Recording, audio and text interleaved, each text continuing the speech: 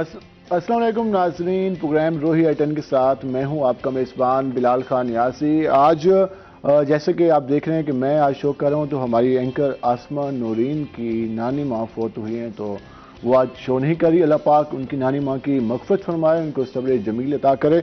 तो आज हम अपने प्रोग्राम में जिस तरह मुख्तलिफ मौज़ूआत पे बात करते हैं, मुख्तलिफ मेहमानों से बात करते हैं, तो जैसे कि कल छुट्टी का रोज़ था और आज एक नए हफ्ते का आगाज़ हुआ है, सोमवार का रोज़ है, तो दुआ है कि आपके जो रोज़मर्रा के काम हैं वो मुकम्मल हों। उसके साथ साथ जो आपने अपने इस हफ्ते के गोल रखे हुए हैं वो भी अल्लाह करे आप पूरे कर सकें, क्योंकि हम अक्सर ये कहते हैं कि जो टाइम मैनेजमेंट है उस पर अमल करना भी सबसे मेन चीज़ है। हम अक्सर औकात शेड्यूल बना लेते हैं कि आज ये काम करना है, लेकिन अक्सर औकात हम अपनी चीज़ों को मिस कर देते हैं और कहते हैं कि यार हो जाएगा, कल हो जाएगा, परसों हो जाएगा, 3 दिन बाद हो जाएगा।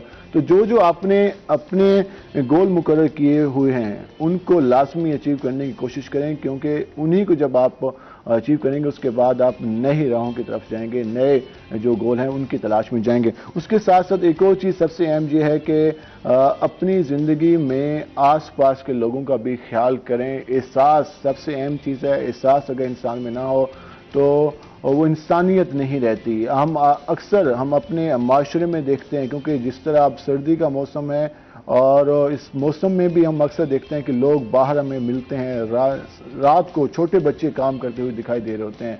उसकी वजूहत तो बहुत सारी हो सकती हैं कि हमारे यहाँ जो इन्फ्लेशन है, उसके साथ साथ बेरोज़गारी है, लेकिन उसके साथ हमें ये भी ख्याल करना चाहिए कि उन लोगों का ख्याल भी हमने रखना है। उस दिन चंद दिन पहले हम मार्केट में थे तो एक मजदूर हमें मिला, उसने कहा कि मैंने 7 से 8 घंटे मुसलसल काम किया, ईमानदारी से काम किया, लेकिन जब मैंने मजदूरी मांगी तो मुझे उस तरह से जो मेरे पैसे बनते थे वो मुझे नहीं अदा किए गए, जिस पर उसके ये कहना था कि मैंने गुस्से में जो मुझे पैसे मिले मैं उनको फाड़ दिया।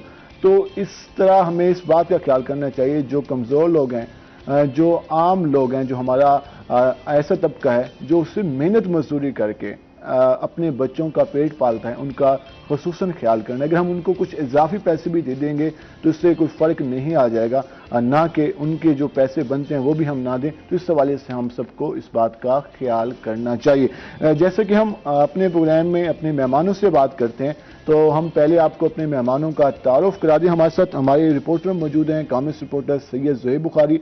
आज हम उनसे जानेंगे कि कामिस में क्या हो रहा है, उसके साथ साथ FBR के मामलात के हवाले से भी जानेंगे, कस्टम के मामलात के हवाले से भी जानेंगे, जो टॉप स्टोरीज हैं उन पर डिस्कस करेंगे। सैयद ज़ोहेब बुखारी, आपको खुशामदीद।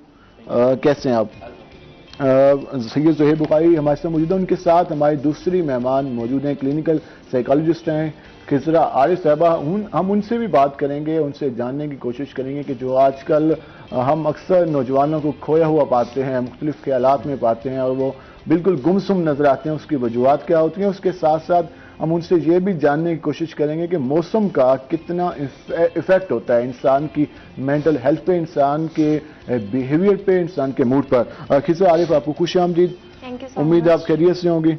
इतवार का रोज आपको अच्छा गुजरा होगा। बहुत चल हम मजीद भी बात करेंगे। हमारा जो पहला सेगमेंट होता है एक दिन एक नेकी, हम जरा इस हवाले से जानते हैं अपने अलामा साहब से कि वो आज हमें कौन सी नेकी की बात बता रहे हैं। बिस्मिल्लाहिर्रहमानिर्रहीम। माशरती बुराइयों में से एक जो सबसे बड़ी बुराई नज़र आती है वो मुनाफिकत है, हिपोक्रेसी है। यानी ये ऐसी बुराई है हमारे माशरे में कि जो दीमक की तरह हमारे माशरे को चाट रही है। मुनाफिकत इसी चीज़ का नाम है कि एक इंसान दोस्त भी बनता है और फिर पीठ पीछे गीबत भी करता है और पीठ में छुरा भी घोंपता है। ये मुनाफिकत है। एक मुनाफिक तो वो थे कि जो मदीना में थे, जिसे कुरान पाक ने बयान किया, जो ईमान के मुनाफिक थे। एक मुनाफिक वो होता है जो अखलाक का मुनाफिक होता है। रसूलुल्लाह सल्लल्लाहु अलैहि वसल्लम ने मुनाफिक की निशानियां बताई हैं, कहीं पर 3 बताई, कहीं पर 4 बताई। आपने फरमाया कि जब बात करता है तो झूठ बोलता है, जब उसके पास अमानत रखी जाती है तो फिर ख़यानत करता है, और जब भी कोई इख्तलाफ हो, कोई मसला हो तो फिर गाली गलोच करता है, बदतमीज़ी करता है। रसूलुल्लाह सल्लल्लाहु अलैहि वसल्लम ने ऐसी निशानियां बताई।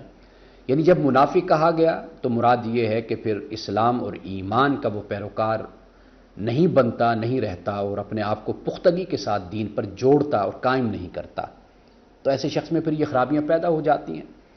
جب میں اپنے آپ کو مسلمان کہتا ہوں، اپنے آپ کو مومن کہتا ہوں، تو پھر مجھ پر یہ لازم بھی ہے کہ میں اپنے اندر نفاق کی جو خرابیاں ہیں، نشانیاں ہیں، وہ اپنے اندر پیدا نہ ہونے دوں۔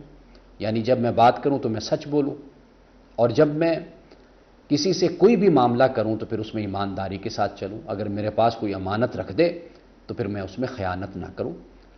اللہ پر ایمان اور یقین رکھنے والا شخص کبھی بھی ان خرابیوں میں مبتلا نہیں ہوتا۔ رسول اللہ صلی اللہ علیہ وسلم نے منافق، نفاق، اس سے مومن کو بچنے کی آپ نے تلقین کی ہے۔ ہمارے معاشرے میں اس وقت جو اخلاقی پستی پائی جاتی ہے اور ہمارے ہاں جو اخلاقی زوال ہے، اس کی وجہ یہی ہے کہ ہم نفاق کا شکار ہو گئے، ہم میں منافقت پیدا ہو گئی، ہمارے لیے کردار، اخلاق یہ بے معنی ہو کر رہ گئے۔ یعنی ہم نے صرف دنیاوی مفاد کو، وقتی مفاد کو حاصل کرنے کے لیے اور پاپولر اپروچ کو ہم نے اختیار کیا تاکہ معاشرے میں ہماری شخصیت بنے، ہماری شہرت ہو اور ہم پیسہ کمائیں۔ لیکن یاد رکھیے کہ اس کے اثرات ایک شخص کے لیے ممکن ہے کہ فائدہ مند ہوں، لیکن اگر ہم ذرا دور اندیشی سے اور بصیرت سے دیکھیں گے تو نفاق کے بہت ہی برے اثرات معاشرے پر مرتب ہوتے ہیں۔ یقیناً علامہ صاحب نے جو ہمیں بتایا، اور یقیناً اس حوالے سے ہم اکثر اوقات دیکھتے ہیں، اپنے آس پاس دیکھتے ہیں، اپنی روزانہ کی گفتگو میں دیکھیں تو اکثر چیزیں ہم اس طرح غیبت میں ڈسکس کر رہے ہوتے ہیں، تو اس حوالے سے ہمیں اوائڈ کرنا چاہیے۔ اور اخلاق کی جو اخلاقیات ہیں وہ سب سے مین چیز ہیں، اور اسلام بھی بار بار تاکید کرتا ہے کہ اخلاق ہمارے اچھے ہونے چاہیے، جس بات کا ہمیں خیال کرنا چاہیے۔ ہم ذرا اپنے مہمانوں کی جانب جاتے ہیں اور ان سے آج ڈسکشن کرتے ہیں۔ پہلے ہم سید زہیر بخاری کے پاس جائیں گے اور ٹاپ سٹوریز ان سے ڈسکس کرتے ہیں۔ سید زہیر بخاری، پہلے بتائیے گا کہ کیسا گزرا اتوار کا روز؟ اتوار کا روز ہمیں تو چھٹی نہیں ہوتی، جیسے کہ پتہ کہ ہر رپورٹر کا ایک الگ الگ ڈے ہوتا ہے جس دن چھٹی کرنی ہوتی ہے۔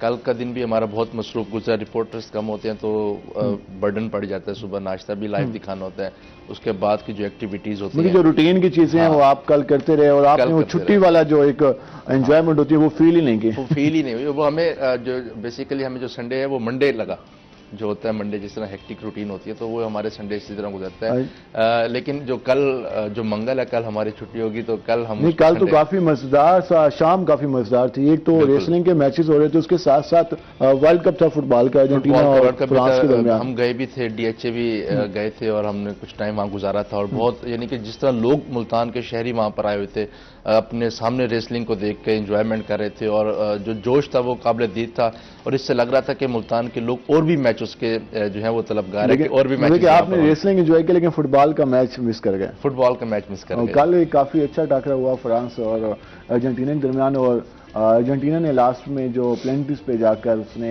جو ورلڈ کپ جیتا، تو ایک کافی زیادہ ایک اچھا میچ تھا اور لوگوں نے کافی انجوائے کیا۔ پوری دنیا میں اس بات کو لوگ کہہ رہے تھے کہ میسی پرفارم کر رہا ہے اور اچھا اس نے میچ کھیلا، ان کا آخری میچ تھا، تو ایک اچھا میچ ہوا۔ اور فٹ بال یقیناً فٹ بال کے حوالے سے تو ویسے ملتان میں بھی ایونٹ ہوتے رہتے ہیں، ملتان میں بھی ہوتے رہتے ہیں، اور D F A district football کی جانب سے بھی کافی جو ایونٹس ہیں، میاں جاوید قریشی اس چیز کو انیشیٹ لے کے چل رہے ہیں، اور وہ یہاں پر آئے بھی تھے۔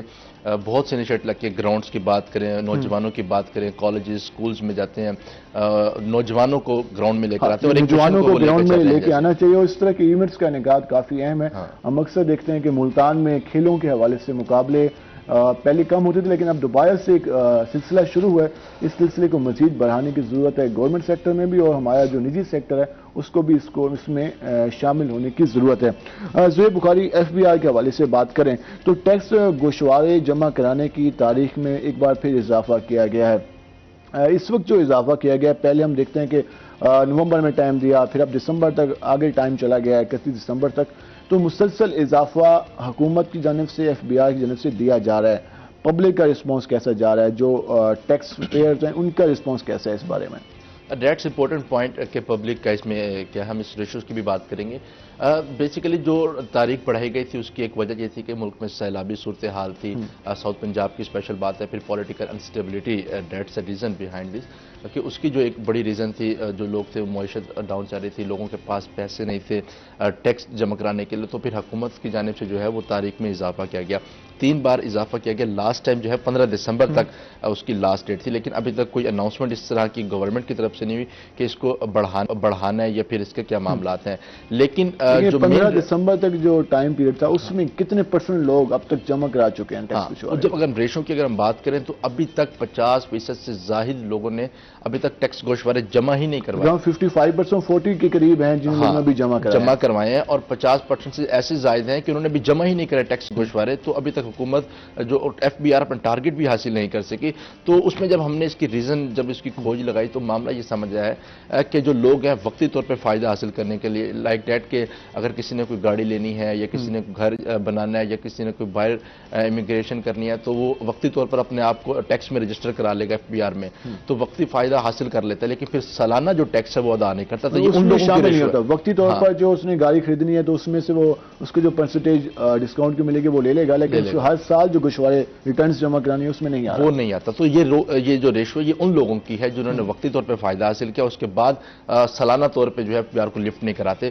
تو اب FBR جو ہے وہ حق رکھتا ہے, پلنٹیز کا ان کا ایک قانون ہے, وہ جرمانے بھی کر سکتے ہیں, ان کے ایک اسپیشل پلنٹی کا ایک فارمولا ہوتا ہے, وہ ان لوگوں کو کیچ کر کے ان کو جرمانوں کا بھی ان کو سامنا کرنا پڑتا ہے. لیکن اب دیکھنا یہ کہ کیا ریشو کافی کم ہے, کیونکہ ہم دیکھ رہے ہیں کہ 6 مہینے تو تقریباً ہو چکے ہیں نئے مالی سال کو, اور صرف 45% تک جانا FBR کا. اور اگر ہم ملتان ریجن کی بات کریں تو یہاں کیسا رسپانس آ رہا ہے؟ ملتان ریجن میں کافی اچھا رسپانس ہے FBR ملتان ریجن کی جانب سے, یعنی کہ کافی اچھا رسپانس ہے. لیکن اوورآل اگر ہم بات کریں تو پھر ٹارگٹ اچیو نہیں کر سکتے. اس کی وجوہات میں معیشت اور پولیٹیکل انسٹیبلٹی, لوگوں کا اعتماد اٹھ جانا, اور جس طرح معاملات وغیرہ چل رہے ہیں, بہت سے جو کاروبار ہیں وہ بھی ڈاؤن ہو چکے ہیں. تو ایوری تھنگ جو اس کے پیچھے جو ایک معاملہ ہے وہ پولیٹیکل انسٹیبلٹی, سیاسی عدم استحکام, معاشی صورتحال اس میں ایک مین وجہ. اس کے ساتھ ساتھ ہم دیکھتے ہیں کہ ہماری حکومت جب انڈائریکٹ ٹیکس زیادہ لگائے گی پبلک پر تو پھر ڈائریکٹ ٹیکس دینے میں لوگوں کو ایک مشکل ہوگی اور وہ اس طرف نہیں جائیں گے. پہلے ہی آپ عوام سے انڈائریکٹ ٹیکسز کی مد میں کافی ساری چیزیں لے لیں اور پھر ڈائریکٹ ٹیکس میں جائیں گے تو لوگ اس میں کام آئیں گے. اس حوالے سے حکومت کو پالیسی بہتر کرنی چاہیے. لیکن جو لوگ FBR میں ہیں, جو لوگ اپنے ٹیکس گوشوارے جمع کراتے ہیں انہیں جمع کرانے چاہیے, کیونکہ معیشت کا انحصار بھی انہی پیسوں پہ ہے. اگر لوگ ٹیکس دیں گے تو پھر جو ڈیولپمنٹ ہوتی ہوئی نظر آ رہی ہے وہ مزید ہو سکے گی, ورنہ پھر جو اس وقت معیشت کی صورتحال ہے وہ مزید خرابی کی طرف جائے گی. خضر عارف, کیسے ہیں آپ؟ ہم نے پہلے بھی آپ سے حال حوال پوچھا, اتوار کے روز کے حوالے سے بھی. آپ نے میچ دیکھا کل فٹ بال میں؟ لاسٹ میں دیکھا ہے.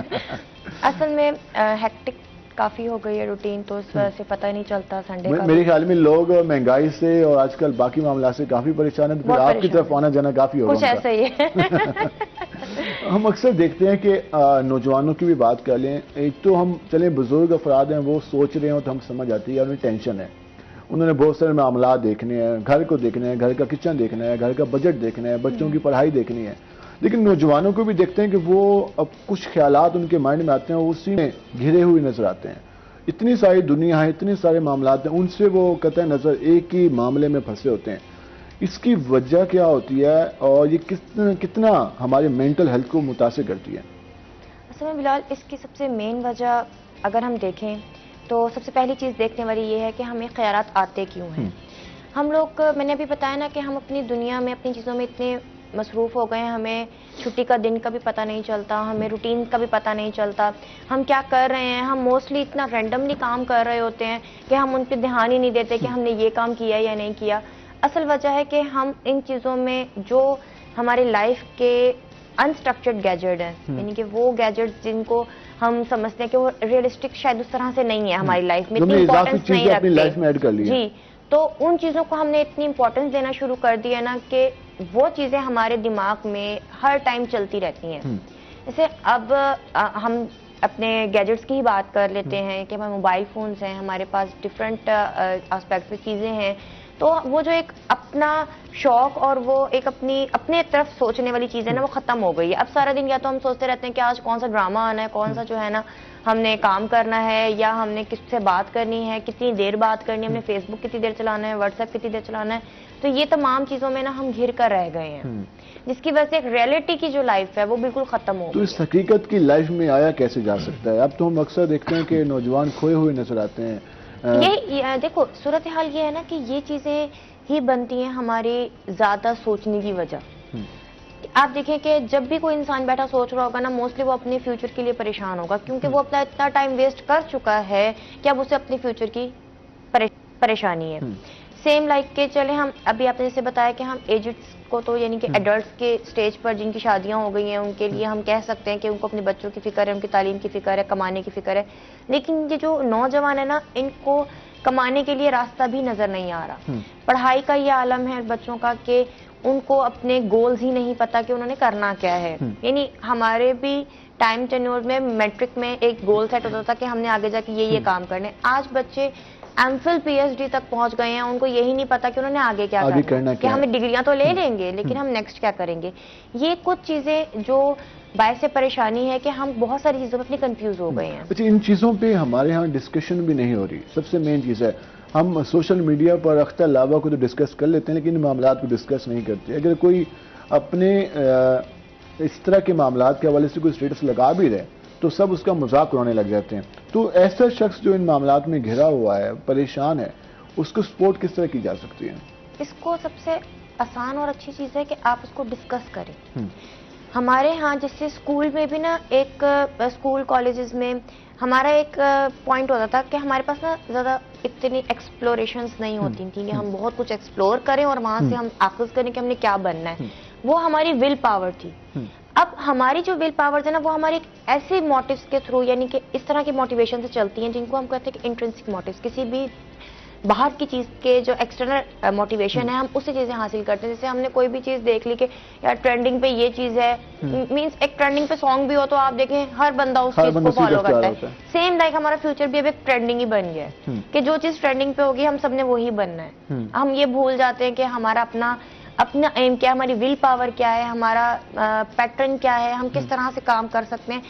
ہم نے یہ بھی فرق چھوڑ دیا ہے کہ ہم جاب کے ایبل ہیں یا ایک بزنس کر سکتے ہیں. ایک چیز جو میں نے بھی اکثر نوٹ کیا اور آپ بھی اکثر آپ کے پاس پیشنٹ بھی آتے ہوں گے, ہم نے یہاں بھی ڈسکس کیا کہ اب ایک جاب ہے اگر کسی کو نہیں مل رہی وہ دن رات اسی کے بارے میں سوچتا رہتا ہے. حالانکہ اس کا انٹرویو 15 دن بعد ہوگا لیکن وہ 15 دن تک اسی ٹینشن میں رہتا ہے. تو یہ سارا کچھ اپنے مائنڈ کو کتنا متاثر کرتی ہے؟ یہ چیزیں ہیں کہ آپ نے اپنے بارے میں اپنے جو کام کے بارے میں کبھی کانفیڈنس ڈیولپ نہیں کیا. زیادہ تر وہ لوگ سوچتے ہیں جو لوگ نا کانفیڈنس بلڈ نہیں کرتے ان چیزوں پر. اب اگر آپ کا جو ہے انٹرویو ہے اس کی ایک انزائٹی نیچرل چیز ہے کہ آپ کو اس کی انزائٹی ہوتی ہے, آپ اس کے بارے میں سوچتے ہو, اٹس اے نیچرل. لیکن آپ کو خود پہ کانفیڈنس ہونا چاہیے کہ اگر ہوگا تو میں اٹیمپٹ کر سکتا ہوں, میری اتنی پرسنٹ تیاری, میرے کانسیپٹس کلیئر ہیں, مجھے پتا ہے میں اپنے انٹرویوز میں چیزوں کو کلیئر کر سکتا ہوں. اب یہاں پر یہ ہوتا ہے کہ ہم نے کرنا کچھ نہیں ہوتا لیکن ہم نے صرف ٹینشن لے کے 10 لوگوں کو مزید ٹینشن دینی ہوتی ہے کہ میرا انٹرویو تو پتہ نہیں کیا ہونا ہے. مطلب اما آپ مسئلے پہ بیٹھ جاؤ تو ابا جی تسبیح پکڑ لو تو گھر والے جو ہے نا سارے دعاؤں کے لیے ہاتھ اٹھا کے کھڑے ہو جائیں. بس ایک ہی ٹاپک 15 دن ڈسکس ہوتا رہے گا, اسی چیز کو وہ لوگ زیادہ تر ڈسکس کرتے رہیں گے. اچھا, اس میں فیملی ہم اکثر دیکھتے ہیں کہ جب بچہ انٹرویو دینے جاتا ہے اور ٹھیک ہے وہ وہاں سے پاس نہیں کر سکتا, اسے جاب نہیں مل پاتی, تو پھر وہ ایک فیملی کی جانب سے اور ریلیٹیوز کی جانب سے کال کر کے پوچھا بھی جاتا ہے کہ کیا فیملی اور بنا. سوسائٹی پریشر بھی ہے, میں مانتی ہوں کہ یہ چیز ہے, لیکن اس میں دوسری مین چیز یہ ہے کہ ہم اس چیز کو نہیں کالر سمجھتے. موجود ہیں, ذرا ہم ان سے جانتے ہیں. مسز شکیل ہمارے ساتھ موجود ہیں, ذرا ان سے جانتے ہیں کہ وہ کیا کہیں گی. جی مسز شکیل.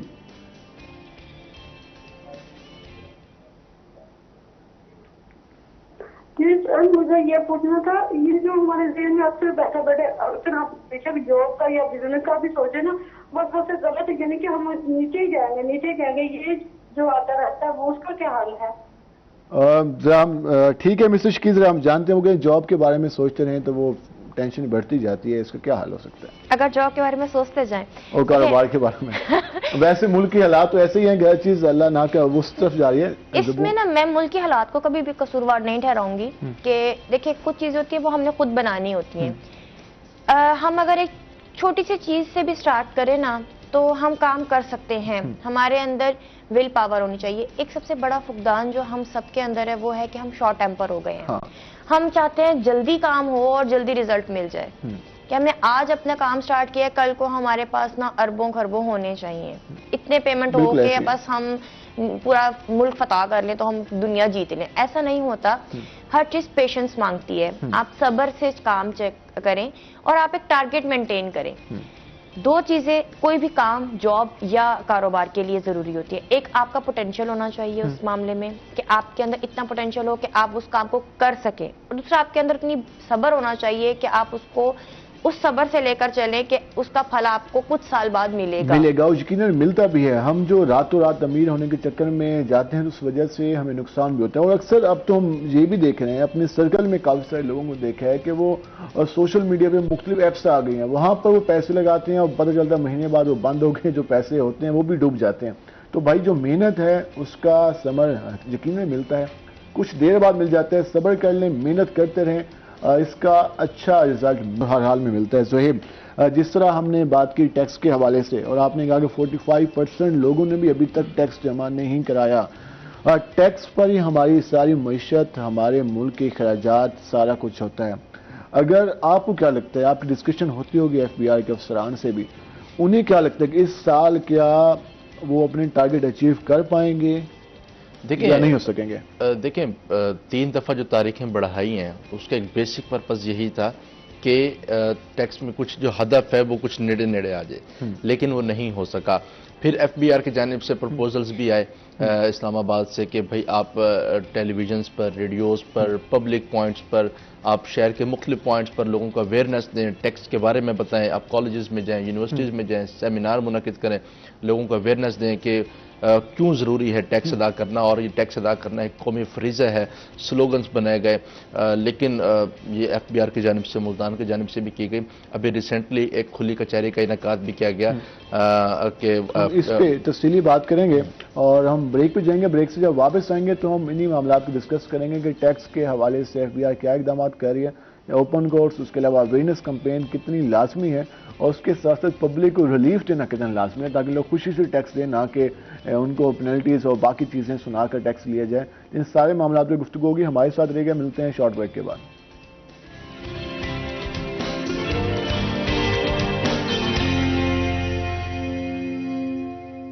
वेलकम एक नाज़रीन। जिस तरह आज हम अपने प्रोग्राम में बात कर रहे थे, मुख्तलिफ मौज़ूआत को हमने डिस्कस किया, इंसानी सेहत के हवाले से बात की, उसके साथ साथ जो FBR के मामला थे उन पर डिस्कशन की। इन सारे मामला पर मज़ीद भी गुफ्तगू होगी, लेकिन हमारा अब प्रोग्राम का दूसरा सेगमेंट है टुडे वेदर।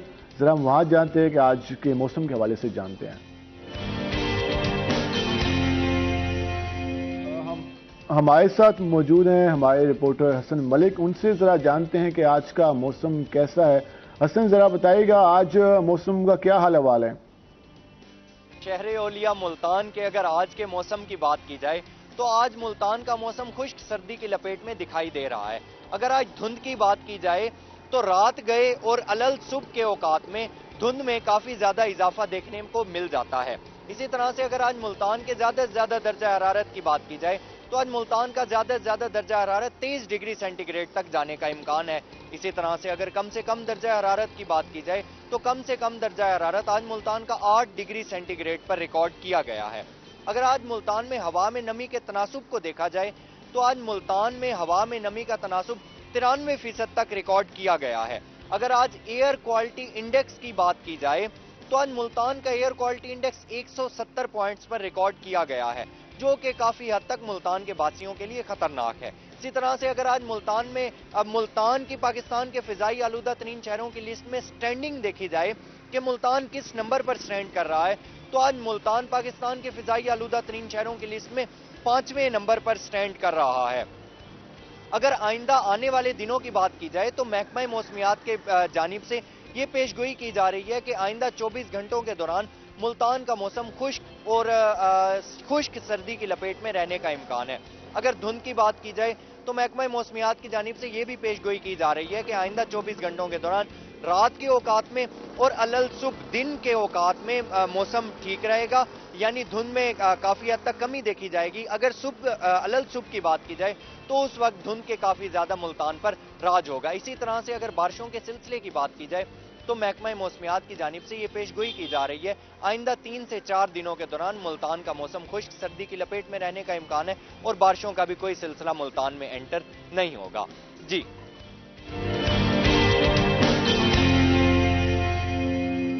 हसन, शुक्रिया आपका। मौसम आपने जान ही लिया नाज़रीन। इस वक्त जो सूरत हाल है, बारिश का भी इम्कान नहीं है और उसके साथ साथ हमारी जो एयर क्वालिटी है वो भी काफ़ी हद तक मुतासर हो रही है। 5वें नंबर पे इस वक्त आलूदा तरीन शहरों में मुल्तान शामिल है। तो इसलिए हमें कोशिश करनी चाहिए कि हम जो चीज़ें जलाते हैं, आम रूटीन हम देखते हैं कि हम वेस्ट को जला देते हैं, बाकी घरों में जो अशिया होती हैं उनको जलाते हैं, जिस वजह से काफ़ी धुआं और जो एयर क्वालिटी को मुतासर करती हैं चीज़ें, उस हवाले से हम सबको भी ख्याल करना चाहिए। और धुंध हसन बताए थे कि कम होगी, सर्दी अभी 23 डिग्री सेंटीग्रेड पे मैक्सिमम है। तो मुल्तान वाले तो कह रहे हैं कोई बारिश हो, लेकिन बारिश का भी इम्कान नहीं बताया जा रहा। हम जरा वापस आते हैं ज़ोहेब बुखारी, जिस तरह हम बात कर रहे थे FBR के हवाले से। ओपन कोर्ट का मकसद बुनियादी तौर पर होता क्या है, और ओपन कोर्ट के आगाज से कोई जो सारिफीन है उनको भी कोई फायदा हुआ है, या सिर्फ ये एक कमरे में बैठ कर 4 फोन कॉलें सुन ली बस बात खत्म हो गई?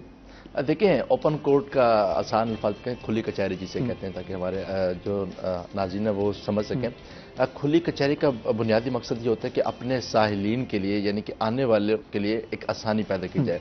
अब FBR एक ऐसा इदारा है कि जिससे लोग डरते हैं, जिससे बड़े बड़े लोग डरते हैं। FBR एक इस इदारे का नाम है, फेडरल बोर्ड ऑफ रेवेन्यू।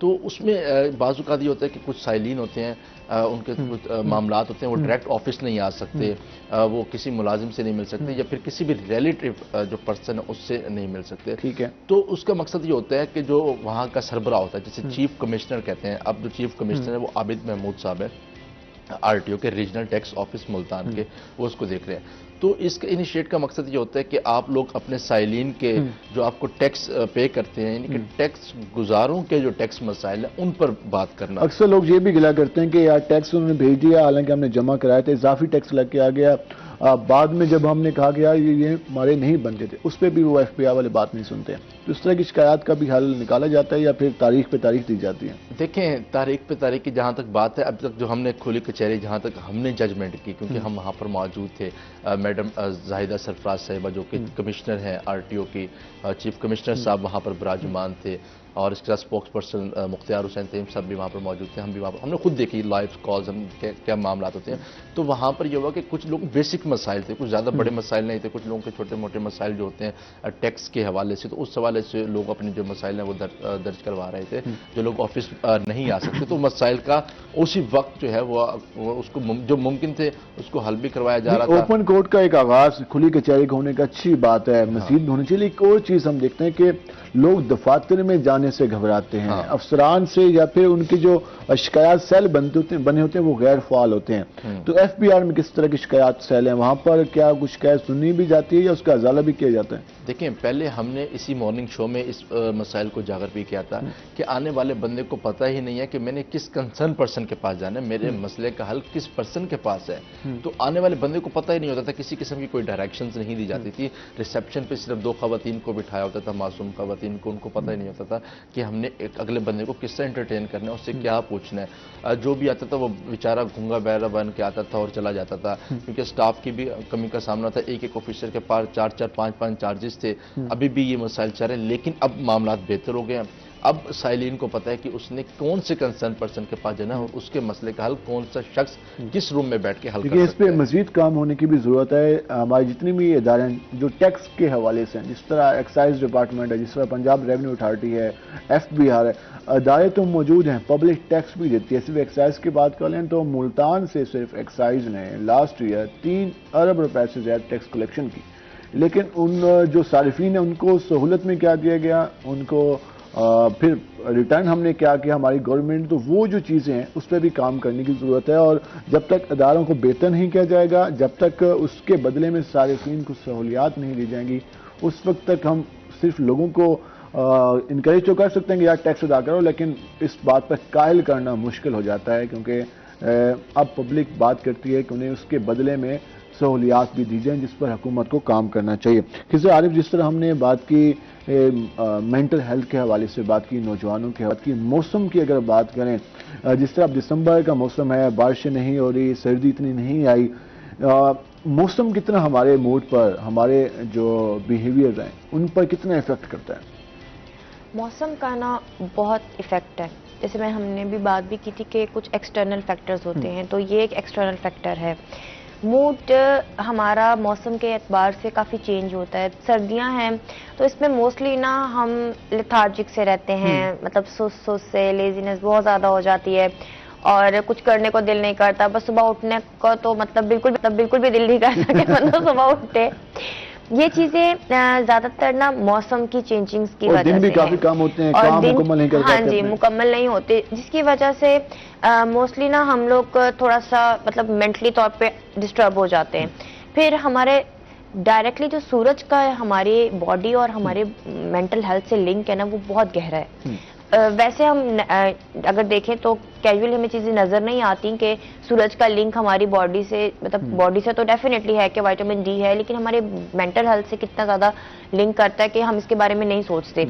हालांकि हमारी जो सूरज की रोशनी है वो जितनी ज्यादा होगी, हमारी जो हाइंड ब्रेन है जिसको हम कहते हैं, वो एरिया जो कवर्ड होता है, बिल्कुल डार्क होता है, उसकी रोशनी डायरेक्टली हमारे वहां तक पहुंचती है। इतने जो लोग सारा दिन दफातर में होते हैं फिर वो शाम को निकलते हैं 5 बजे, वैसे ही अंधेरा छा जाता है। तो एक्चुअली वो कितने एग्जॉस्ट होते हैं, वो बेचारे थके हुए होते हैं और उनको प्रॉब्लम ज्यादा होती हैं, उनको स्ट्रेस ज्यादा रहता है, उनको मस्कुलर पेन ज्यादा रहते हैं। और उसकी वजह यही है कि उनको वो लोग धूप की वो जो रोशनी है या जो वो पार्ट है जिसपे हम अपने मेंटल हेल्थ को बहुत बेहतर रख सकते हैं, वो वाला पार्ट हम खत्म कर चुके होते हैं। ब्रेक टाइम में बाहर लाजमी बैठे, यस, 15 मिनट 20 मिनट लाजमी बैठे ताकि वो हाँ जी वो कम से कम एनर्जी तो हासिल कर सके, उनका माइंड बेहतर काम करेगा और बाकी चीजों में।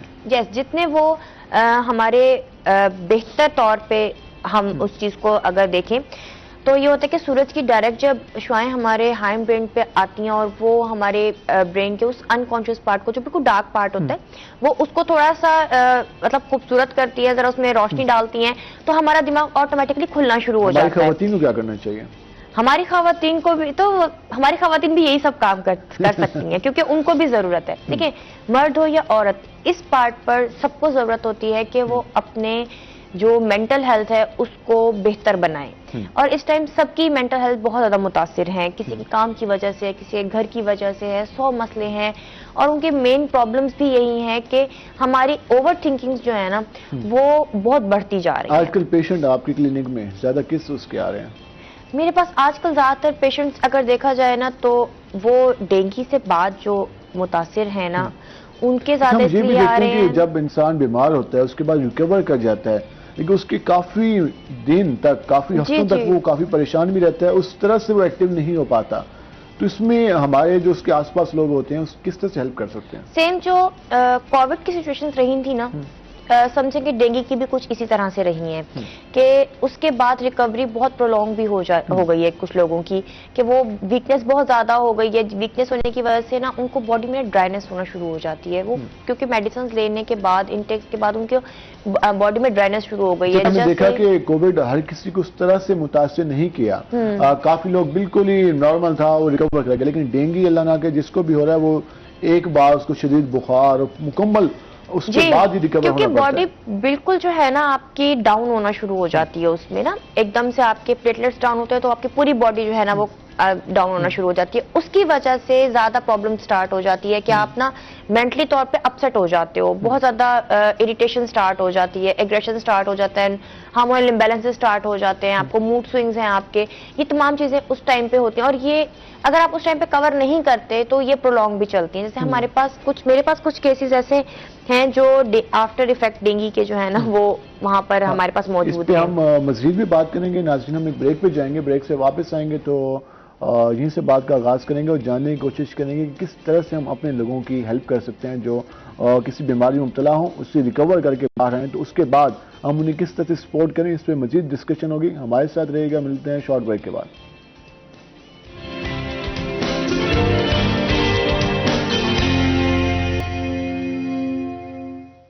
वेलकम बैक नाज़रीन। जिस तरह हम ब्रेक से जाने से पहले डिस्कशन कर रहे थे कि जो हमारे पेशेंट किसी बीमारी का शिकार होते हैं उसके बाद वो रिकवर कर जाते हैं, लेकिन उसके बावजूद भी कई हफ्तों तक वो मुकम्मल तौर पर माशरे में इन नहीं हो सकते। उनके ख्यालात, उनके जो इस हवाले से उनका बिहेवियर होता है वो काफ़ी हद तक चेंज हो जाता है। इसमें हम उनको किस तरह सपोर्ट कर सकते हैं, तो इस पर हम डिस्कशन करें। खिजरा, इस हवाले से बताइएगा, आपके पास पेशेंट भी आ रहे हैं تو اس حوالے سے فرسٹ ایک آفس ہے, اس میں لوگ کام کر رہے ہیں, اور اگر ایک پیشنٹ بیمار ہوا ہے, ان کا کولیگ پھر وہ واپس آتے ہیں, ہم اسی کو توقع کرتے ہیں کہ اب اتنی چھٹیاں کر کے آ گیا تو بھی ٹھیک ہوگا, لیکن وہ ٹھیک پراپر نہیں ہوتا. اس میں ہمیں کس طرح سپورٹ کرنی چاہیے؟ ہمیں سب سے پہلی جو سپورٹ ہے نا وہ ہماری تھوڑا سوشل گیدرنگز ہے, کہ ہم ان گیدرنگز اور چیزوں میں, جیسے ہم لوگ اپنے آفس جا رہے ہیں, اپنے ڈیوٹیز ہم دوبارہ سے ہم نے جوائن کی ہے, تو ہمیں ایک سپیس ہونی چاہیے, تقریباً 1 مہینہ میں کہتی ہوں ہمیں اس میں سپیس ہونی چاہیے کہ آپ ایزی کام ہو کے کام کریں, کم برڈن لیں, خود کو مینٹین کریں, اور جتنا ہو سکے اپنی ڈائٹ اچھی کریں اس میں, کیونکہ یہ ٹائم ہوتا ہے کہ آپ نے اس ٹینور میں تو آپ سے نہ کچھ کھایا جاتا, نہ کچھ کیا جاتا, نہ آپ اپنی ریکوری کر سکتے ہیں کہ آپ پراپرلی جو ہے نا مینٹین خود کو رکھ سکیں. تو اس ٹائم ٹینور میں آپ جتنا ہو سکے جب ٹھیک ہو جائیں تو اپنی سب سے پہلے ڈائٹ بہتر کریں, اپنا تھوڑا سا انوائرمنٹ, اپنی چیزیں بہتر کریں, خود کو نا مینٹین کرنے کی کوشش کریں, اور تقریباً مینٹین کرنے میں نا 1 منتھ لگ جاتا ہے ہر انسان کو, ایڈجسٹ کرنا ہے خود کو مینٹین کرنا, تو وہ سپیس ہونی چاہیے. اور اس میں اوور تھنکنگ تب ہوتی ہے جب آپ نا ایک دم سے برڈنائز ہو. اب آفس گئے ہیں اور فائلوں کا ڈھیر دیکھ لیا اور پتا چلے کہ سارا ایک ہی بندے نے کام کرنا ہے, اور اس کے پاس جو ہے اگر اسے پریزنٹیشن بنانی ہے تو وہ پریزنٹیشن ہے 800 صفحوں کی, تو وہ 800 صفحوں کی پریزنٹیشن اس نے اس شام تک بنا کر دینی ہے, تو وہ ایک ہیکٹک ہو جائے گا اس پرسن کے لیے. ہمارے ہاں کیونکہ دیکھیں اکانومیکل کنڈیشن جس طرح کی چل رہی ہے, اس میں ہم نے نا بندے کم کر دیے ہیں. اب کام ٹینیور اتنا ہی ہے یا اسے ڈبل ہی ہے, محنت اتنی ہی کرنی ہے, لیکن اب بندے کم ہونے کی وجہ سے پریشر زیادہ بڑھ رہا ہے. بہت سارے میرے کچھ ایسے پیشنٹس بھی ہیں, یعنی ان میں سب سے زیادہ پرابلم ہی یہی ہے کہ ہمارے پاس سٹاف کم ہونے کی وجہ سے پریشر بڑھ گیا ہے. ڈاؤن سائزنگ ہوئی, اس میں سٹاف کم ہے اور آپ کے پاس کام زیادہ ہے, اس برڈن کی وجہ سے بھی وہ بہت زیادہ انڈر پریشر ہیں, اور ان کی جو باقی لائف ہے وہ بہت ڈسٹرب ہو گئی ہے. اس طرح سے پالیسی بھی بننی چاہیے کہ ہم نے کسی ایک انسان سے کتنا کام لینا ہے. ابھی ریسنٹ میں نے ایک جگہ پر نا ٹریننگ کروائی, تو وہاں کے جو امپلائز تھے ان کا کہنا یہ تھا کہ ہم 8 گھنٹے سے زیادہ کام کرتے ہیں, اور کیونکہ ہمارے کام کا ڈیوریشن بہت بڑھ جاتا ہے کسی ٹائم کہ ہم 2 دن بھی ہم یہیں رہتے ہیں, ہم یہاں سے جاتے نہیں ہیں. ایون فیمیلز بھی کہتی ہیں کہ اگر ہم صبح 9 بجے آتے ہیں, 10 بجے آتے ہیں, ہمارا ٹائم سٹارٹ ہوتا ہے, تو ہم نے رات کو 9-10 بجے کے بعد ہی جانا ہے. لیکن پھر ہم کہہ سکتے ہیں ان کی مینٹل ہیلتھ, ان کے بیہیویئر, بالکل, کہ وہ ان کے تو چینج ہی ہوں گے. ہاں, کہ ان کی فیملی ٹائم ان کا ختم ہو چکا ہے, ان کے اب وہ کہتے ہیں ہم گھر پہ بھی ہوتے ہیں نا تو پیچھے سے کالز آ رہی ہوتی ہیں کہ یہ والی چیز کہاں پر ہے, یہ کام کیسے ہوگا, تو وہ کہتے ہیں کہ پھر بھی ہم سمجھ لیں کہ ہمارے گھر والے کہتے ہیں کہ بس آپ وہیں پر ہی رہو. تو یہ چیز ہے کہ کچھ چیزوں میں جب تک ہم اپنے آپ کو سسٹمائز نہیں کریں گے ہم ٹھیک نہیں ہوں گے, ہم ٹھیک نہیں ہو سکتے. اس حوالے سے یقیناً چیزوں کو بہتر کرنے کی ضرورت ہے. زہیب, ہم بھی اکثر اوقات کام اس طرح ہی کرتے رہتے ہیں رات کو نیوز کے حوالے سے. اچھا, کامرس کے حوالے سے بات کریں تو تھیلیسیمیا کے جو پیشنٹ ہیں ان کے حوالے سے کہا گیا کہ چیمبر آف کامرس اس حوالے سے کیمپ بھی لگائے گا, اویئرنیس کمپین بھی ہوگی, ان کو ہیلپ کے حوالے سے بھی. تو کتنا کام کر رہا ہے چیمبر آف کامرس تھیلیسیمیا کے پیشنٹ کے حوالے سے؟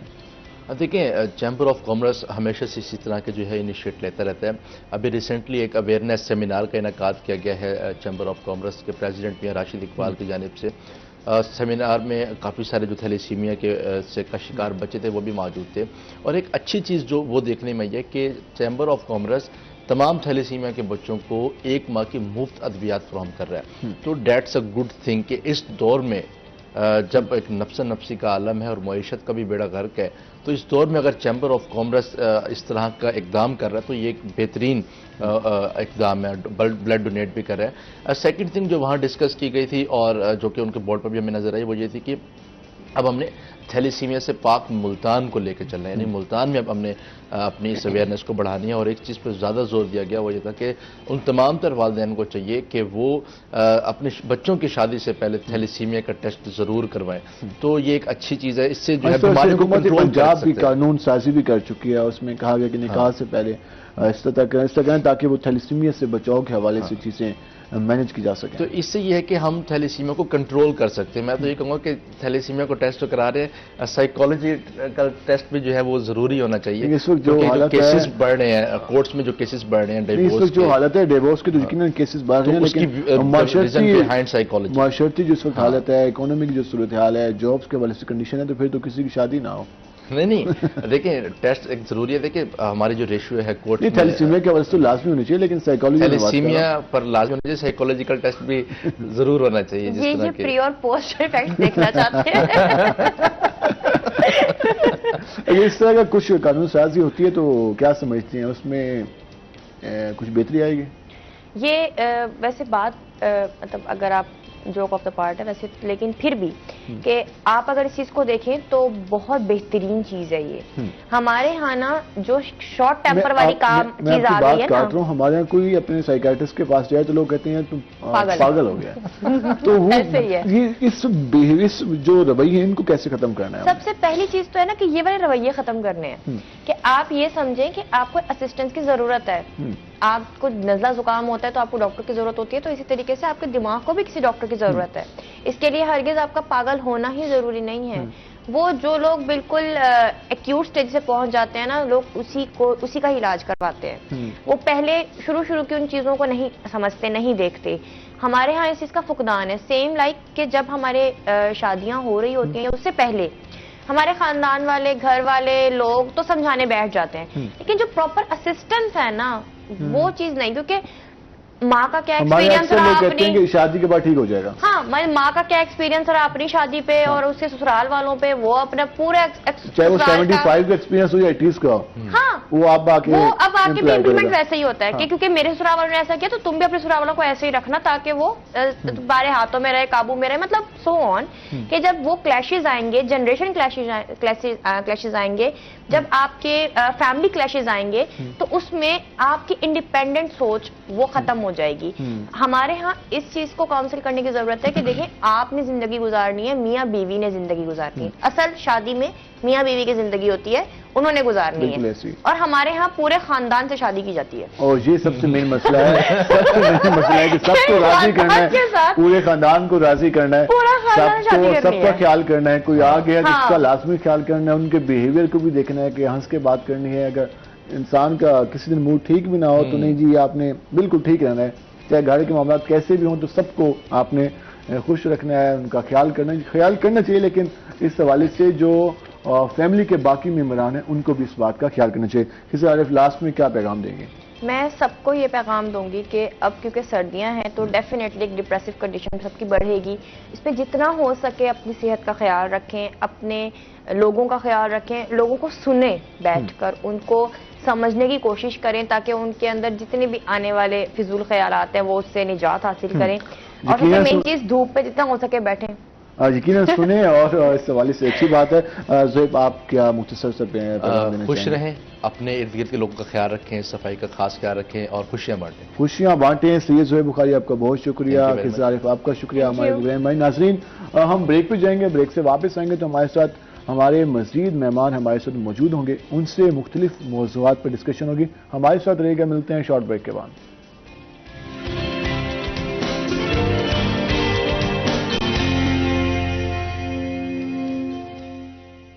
ویلکم بیک ناظرین. جس طرح ہم نے آپ کو بتایا تھا کہ جب بریک سے واپس آئیں گے تو ہمارے ساتھ ہمارے نئے مہمان موجود ہوں گے اور ہم نئے مہمانوں سے مختلف موضوعات پہ بات کریں گے. ایک اور چیز جو ہم اکثر دیکھتے ہیں, ہم اگر جنوبی پنجاب کے اپنے خطے کی بات کریں تو کلچر کے حوالے سے بات کریں تو کافی ریچ ہے. کلچر میں ایک تو ثقافت ہم دیکھتے ہیں, ہمارا اوڑھنا, ہمارا بیٹھنا, ہماری رسم و رواج, اس کے ساتھ ساتھ کھیل جو ہمارے روایتی کھیل ہوتے ہیں اس کے حوالے سے بھی ہم دیکھتے ہیں کہ ہم دیہات میں جائیں تو کبڈی کے مقابلے ہوتے ہیں, والی بال نوجوان کھیلتے نظر آتے ہیں. اور اس کے علاوہ جو پرانے گیمز ہیں اگر ہم اپنے بزرگوں سے سنیں تو وہ بھی ہمیں بتاتے ہوئے نظر آتے ہیں کہ ہمارے یہاں یہ گیمز ہوتی تھی. لیکن اب اکثر ہم نوجوانوں کو دیکھتے ہیں کہ وہ ڈسکشن کرتے ہیں پب جی میں کیا ہو رہا ہے, موبائل گیمز کون سی آ رہی ہیں.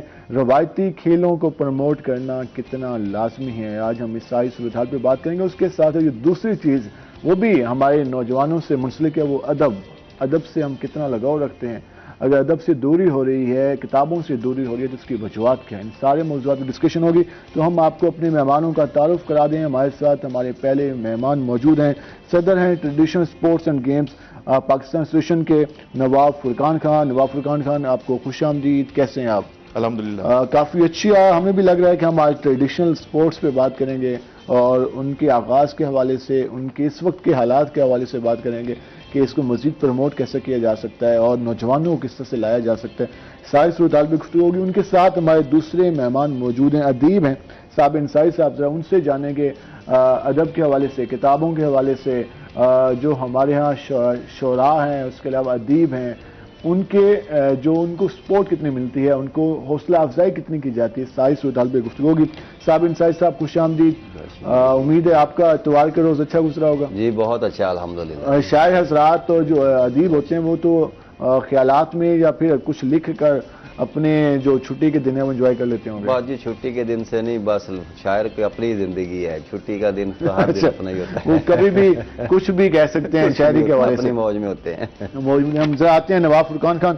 نواب فرقان خان، جو اس وقت صورتحال ہے، پہلے تو ہم نے آپ خوش آمدید، اتوار کا حال حوال بتا دیں، کیونکہ اتوار کو ہم دیکھتے ہیں کہ ہمارے یہاں پہلے اتوار کچھ نہ کوئی تقریب ہوتی تھی سپورٹس کے حوالے سے، تو آپ کا دن کیسا گزرا کل کا؟ میرا دنگل اٹینڈ کیا تھا لاہور میں، ہم نے ٹریڈیشنل سپورٹس اینڈ گیمز کا دیسی کشتی کا دنگل کرایا تھا ابھی جیلانی پارک میں پی ایچ اے کے تعاون سے۔ اس میں بھی گورنمنٹ کو ہم نے پوچھ کیا تھا کہ آپ ٹریڈیشنل سپورٹس کے ریوائول کے اوپر ہمارے ساتھ کام کریں، تو اس سلسلے کی ایک کڑی تھی جو کہ لاہور میں ایونٹ اٹینڈ کر کے پھر میں آپ کا صرف ایونٹ اٹینڈ کرنے ملتان ہے اور پھر میں واپسی اسلام آباد چلا پھر واپسی اسلام آباد جانے۔ ٹریڈیشنل سپورٹ کی آپ نے بات کی، آپ نے کہا کہ آپ نے کل بھی ایک دنگل وہاں پر اٹینڈ کیا، وہاں پر آپ نے مقابلے جات دیکھے، اور اس وقت ہم ٹریڈیشنل سپورٹس کی بات کریں، ان کو پروموٹ کرنا کتنا لازمی ہے؟ اور سیکنڈ، ٹریڈیشنل سپورٹس میں ہم اکثر اوقات کبڈی کا ذکر کر لیتے ہیں، دیسی کشتی کا ذکر کر لیتے ہیں، اس کے علاوہ باقی ساری سپورٹس ایسی ہیں جس سے ہمارے نوجوانوں کو پتہ ہی نہیں کہ یہ ہمارے یہاں روایتی کھیل تھے، تو ان کو اجاگر کرنا کتنا لازمی ہے؟ میرے خیال سے پہلے ہم کیا کہتے ہیں اس کو ایکسٹرا کوریکولر ایکٹیویٹیز کہا کرتے تھے کہ یہ غیر نصابی سرگرمی ہے، لیکن اب جو آپ نے کرونا گزرا، ڈینگی کی صورتحال گزری، وہ لوگ زندہ بچ گئے جو لوگ قوت مدافعت رکھتے تھے یا کوئی کھیلوں کے ساتھ سرگرم تھے یا ورزش کرتے تھے، جن کی امیونٹی لیول بہتر تھا وہ سروائیو کرے گئے۔ وہ ایک میسیج تھا پوری دنیا کے لیے کہ go back to your roots, ٹھیک ہے، جو آپ کا سٹارٹ ہے ادھر دوبارہ جاؤ، اپنے آپ کو صحت مند کرو، ورزش کرو، ایکسرسائز کرو، اور اس کے لیے ٹریڈیشنل سپورٹ سب سے سستا سورس ہے، ٹھیک ہے۔ یہ وہ لوگ بھی کھیل سکتے ہیں جو کہ مالی معاونت نہیں رکھتے، وہ لوگ بھی کھیل سکتے ہیں جو امیر اور کبیر ہیں، یہ ہر کسی کے لیے عام ہے، اور یہ ایک ایسا انٹرٹینمنٹ ہے، ایسا صحت مندانہ سرگرمی ہے جو کہ کاسٹ نہیں کرتی۔ یہ آپ گھر میں کھیلتے ہیں، ہم اپنے بچپن میں کھیلتے رہ گئے ہیں، کوکلا چھپاتی کھیلتے رہ گئے، مار کٹائی کھیلتے رہ گئے، یہ وہ چیزیں ہیں بنیادی جو کہ آج کی جنریشن اس سے بالکل ناواقف ہے۔ اسی سلسلے میں ہم government of Pakistan, ministry of sports, ministry of education کہ اس کو نصاب کا حصہ بنا دیں۔ لیکن اس میں پرابلم یہ بھی آ رہا ہے کہ ہمارے یہاں ماسٹر ایک آدھی گیم کے دوسری پر حکومت کی جانب سے بھی اور جو اس وجہ سے سپونسر ہوتے ہیں ان کی جانب سے بھی فوکس نہیں ہے۔ ماسٹر ایک آدھی گیم کے سپونسر بھی مل جاتے ہیں، حکومت فنڈ بھی دے دیتی ہے، باقی گیمز کو حکومتی لیول پر بھی نظر انداز کیا جاتا ہے۔ اسی وجہ سے ہم نے 2014 میں یہ موومنٹ شروع کی، ٹریڈیشنل سپورٹس اینڈ گیمز کے ریوائول کی، ایتھنو سپورٹس کے ریوائول کی، انڈیجینئس سپورٹس کے ریوائول کی، تاکہ ہم اپنی نوجوان نسل کو آنے والے وقتوں میں یہ تحفہ دے کے جائیں کہ وہ دوبارہ اپنی روٹس پہ جائیں۔ اسی میں آپ کی بقا ہے، اسی میں اس کی سالمیت ہے، اور اسی میں پاکستان کی عزت ہے۔ 22 کروڑ پاپولیشن ہے، اولمپکس میں مشکل سے ایک ہم گولڈ میڈل جیتتے ہیں اور کہتے ہیں کہ ہم نے بہت بڑا کارنامہ سر انجام دیا۔ یقیناً ایک اچھی بات تھی، ایک بھی شکر ہے مل گیا، اور چھوٹے چھوٹے ممالک ہوتے ہیں وہ 15 میڈل لے کے آ رہے ہوتے ہیں، تو اس کی وجہ کیا ہے کہ ہم صرف ایک ہی گیم تک محدود ہیں یا ہماری ترجیحات نہیں ہیں گیمز؟ میں آپ کی بات کو تھوڑا سا کریکٹ کر دوں کہ اولمپکس میں ہمارا کوئی میڈل نہیں ہے۔ ابھی ہمارے کچھ ایتھلیٹس ہیں جنہوں نے کیا کہتے ہیں کامن ویلتھ گیمز میں یا ورلڈ چیمپئن شپ یا ایشین چیمپئن شپ میں میڈل نہیں ہے۔ ارشد ندیم ہو گیا جیولن کا، ٹھیک ہے، وہ بھی آپ کے ساؤتھ پنجاب کا ہے، تو اس دھرتی نے بڑا ٹیلنٹ پیدا کیا ہے۔ اور اگر آپ اولمپکس موومنٹ اور ٹریڈیشنل سپورٹس اینڈ گیمز کی موومنٹس اٹھا کے دیکھیں تو یہ دونوں ڈیفرنٹ چیزیں ہیں۔ آج آپ یہ دیکھ لیں، جاپان میں ایک کشتی ہوتی تھی جس کا نام تھا سومو، ٹھیک ہے، ہم لوگ بھی جانتے ہیں سومو کھیلی جاتی ہے کہ بڑے پہلوان آتے ہیں وہ سومو کھیلتے ہیں، آج وہ پوری دنیا میں کھیلی جاتی ہے، ٹھیک ہے۔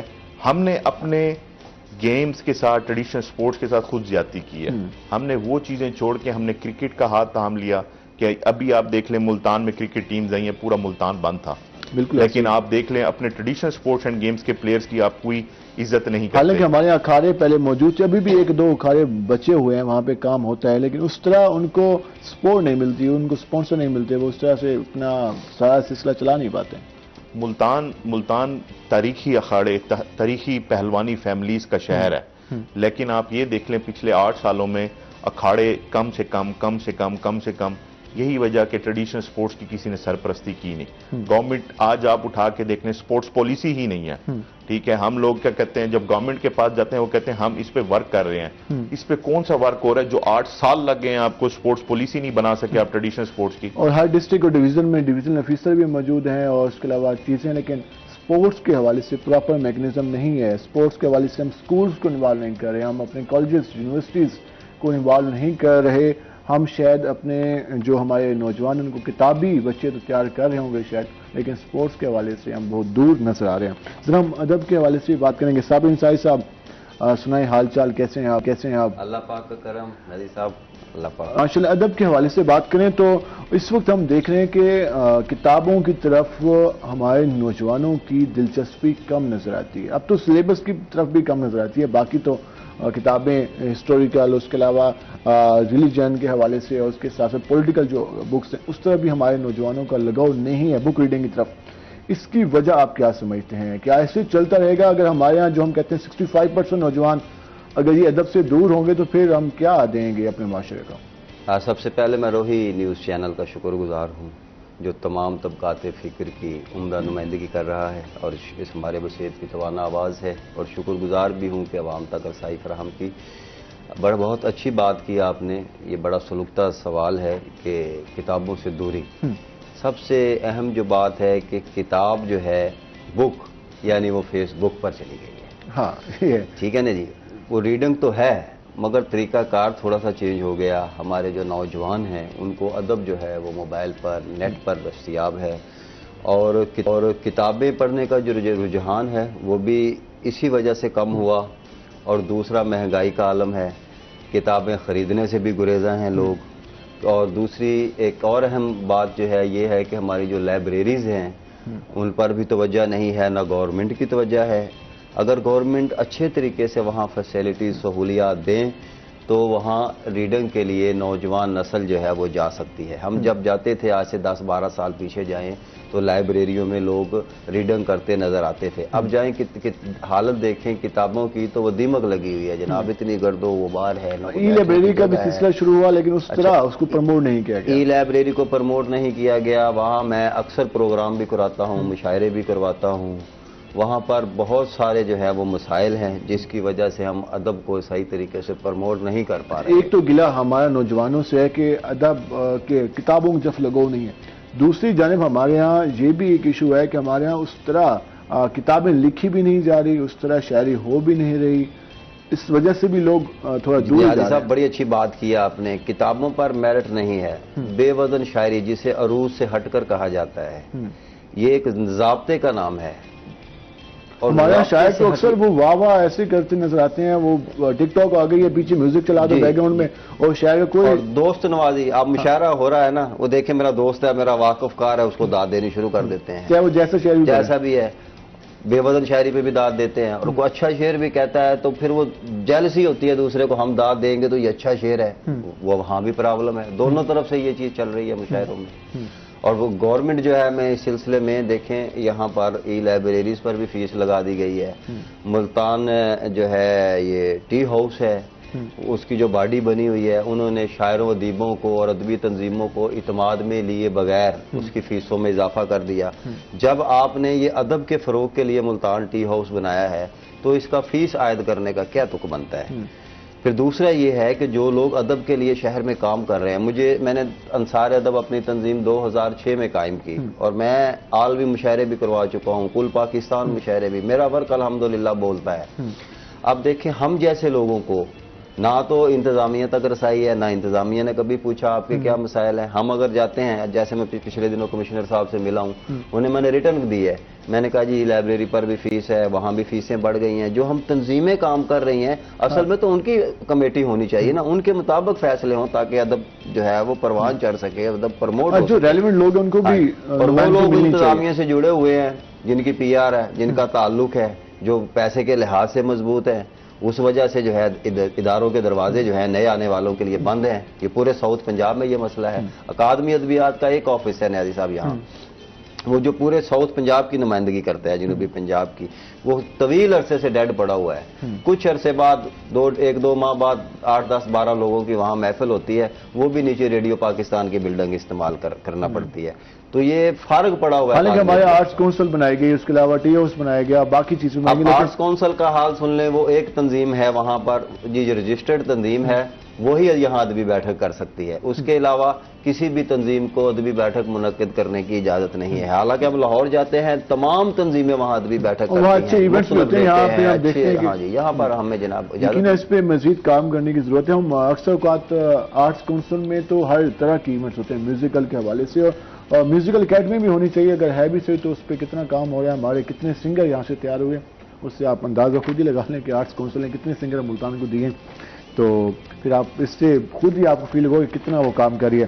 نواب فرقان خان، جس طرح ہم بات کرتے ہیں اسپورٹس کے حوالے سے، روایتی ہماری کھیلیں، ہم ان روایتی کھیلوں کو اپنے اسکول، کالجز اور یونیورسٹیز میں کس طرح سے لا سکتے ہیں؟ کیونکہ اگر نوجوان ان سے اویئر ہوگا تو تبھی وہ اس میں آئے گا. 65% نوجوان ہیں، انہیں معلوم ہی نہیں ہے کہ ہماری یہ کھیلیں ہیں اور ان کو کھیل کر ہم یہ ایوارڈ یا یہ کچھ حاصل کر سکتے ہیں. تو اس کے لیے کتنا کام ہونا چاہیے؟ سب سے پہلے گورنمنٹ کا اس میں نے جیسے آپ نے بھی بات کی کہ اس کی انوالومنٹ بڑی ضرورت ہے. اسکول بورڈز میں سب سے پہلے روایتی گیموں کی علیحدہ جگہ بنائی جائے، اس کے بعد انٹر کالجیٹ اور اس کے بعد ہائر ایجوکیشن کمیشن. یہاں پر اگر ٹریڈیشنل سپورٹس انٹر ہو جاتی ہیں، ٹریڈیشنل سپورٹس اگر ان ڈپارٹمنٹس کے تھرو اگر اسکول کالجز میں چلی جاتی ہیں تو آٹومیٹکلی آپ کی آگے آنے والی نسلیں سنور گئی ہیں. کیونکہ یہ وہ ادارے ہیں جو ریگولیٹ کرتے ہیں سپورٹس کو، ریگولیٹ کرتے ہیں. وہ جب تک ٹریڈیشنل سپورٹس کو ریگولیٹ نہیں کروائیں گے اپنے اداروں میں، اسکولز، کالجز میں، تو نہیں ہوگا. اور جب یہ لوگ ریگولیٹ کرائیں گے تو پرائیویٹ سیکٹر میں بھی آٹومیٹکلی چلا جائے گا. تو ہمارا کام بہت آسان ہو جائے گا. جو موومنٹ ہے ہماری ریوائول آف ٹریڈیشنل سپورٹس، وہ بہت آسان ہو جائے گی. وہ ہر بچے، ہر اسٹوڈنٹ تک، ہر ٹیچر، ہر پروفیسر تک آٹومیٹکلی پہنچ جائے گی اور آنے والی جنریشن سیو ہو جائیں گی. ایک وہ چیز جو ہم اکثر دیکھتے ہیں ہمارے ہاں لوگوں میں خود پہ اعتماد نہیں ہوتا. وہ اگر کوئی روایتی گیم کھیل رہے تو وہ کہتے ہیں یار کیا گیم ہے. اگر ہم اس حوالے سے جو دنیا بھر میں جو ٹریڈیشنل گیمز ہیں وہ اگر ہم بتائیں ان کو کہ یار دنیا بھر میں یہ سب کچھ ہوتا ہے، وہ اپنی ٹریڈیشنل گیمز کو اون کرتے ہیں، ان کو پرفارم کرتے ہیں، ان کے مقابلے کراتے ہیں، تو ہمیں کرانے میں کوئی مذائقہ نہیں ہے. تو اس پہ کتنا کام ہونے کی ضرورت ہے؟ کیونکہ لوگ کہتے ہیں یار اب کبڈی ہم کھیلنے جائیں، اب ہم والی بال کھیلنے جائیں، تو اس پہ بھی لوگ شرماتے ہیں آج کل کے نوجوان. اسی چیز کی ضرورت ہے. اسی چیز کی ضرورت ہے کہ ہمیں اپنے خطے سے، ہمیں اپنی گیموں سے لگاؤ پیدا، سے محبت پیدا کرنی ہے اور انہی کو انڈرسٹینڈ کرنا ہے. سب سے پہلے ان کی پریارٹائزیشن ضروری ہے کہ اس پہلے کہ ہم کسی اور گیمز کے ریوائول کے کام یہاں پر کریں. سب سے زیادہ ضروری ہی اپنی خطے اور اپنی ثقافت کو ریوائیو کرنے کی ہے. اگر ہم اپنی ثقافت، اپنا کلچر، اپنا ٹریڈیشن بھول جائیں گے تو ہم دنیا میں آلریڈی، جیسے آپ کو پتہ ہے قومیں ذلیل ہو رہی ہیں، آج سے ہم ذلیل ہو جائیں گے، ہمیں کوئی نہیں پہچانے گا. ہم تو دنیا کی گیمز کھیل رہے ہیں. کرکٹ ہماری گیم نہیں ہے، ٹھیک ہے نا، یہ برطانیہ کی گیم ہے، ہم اس کو یہاں پہ کھیل رہے ہیں.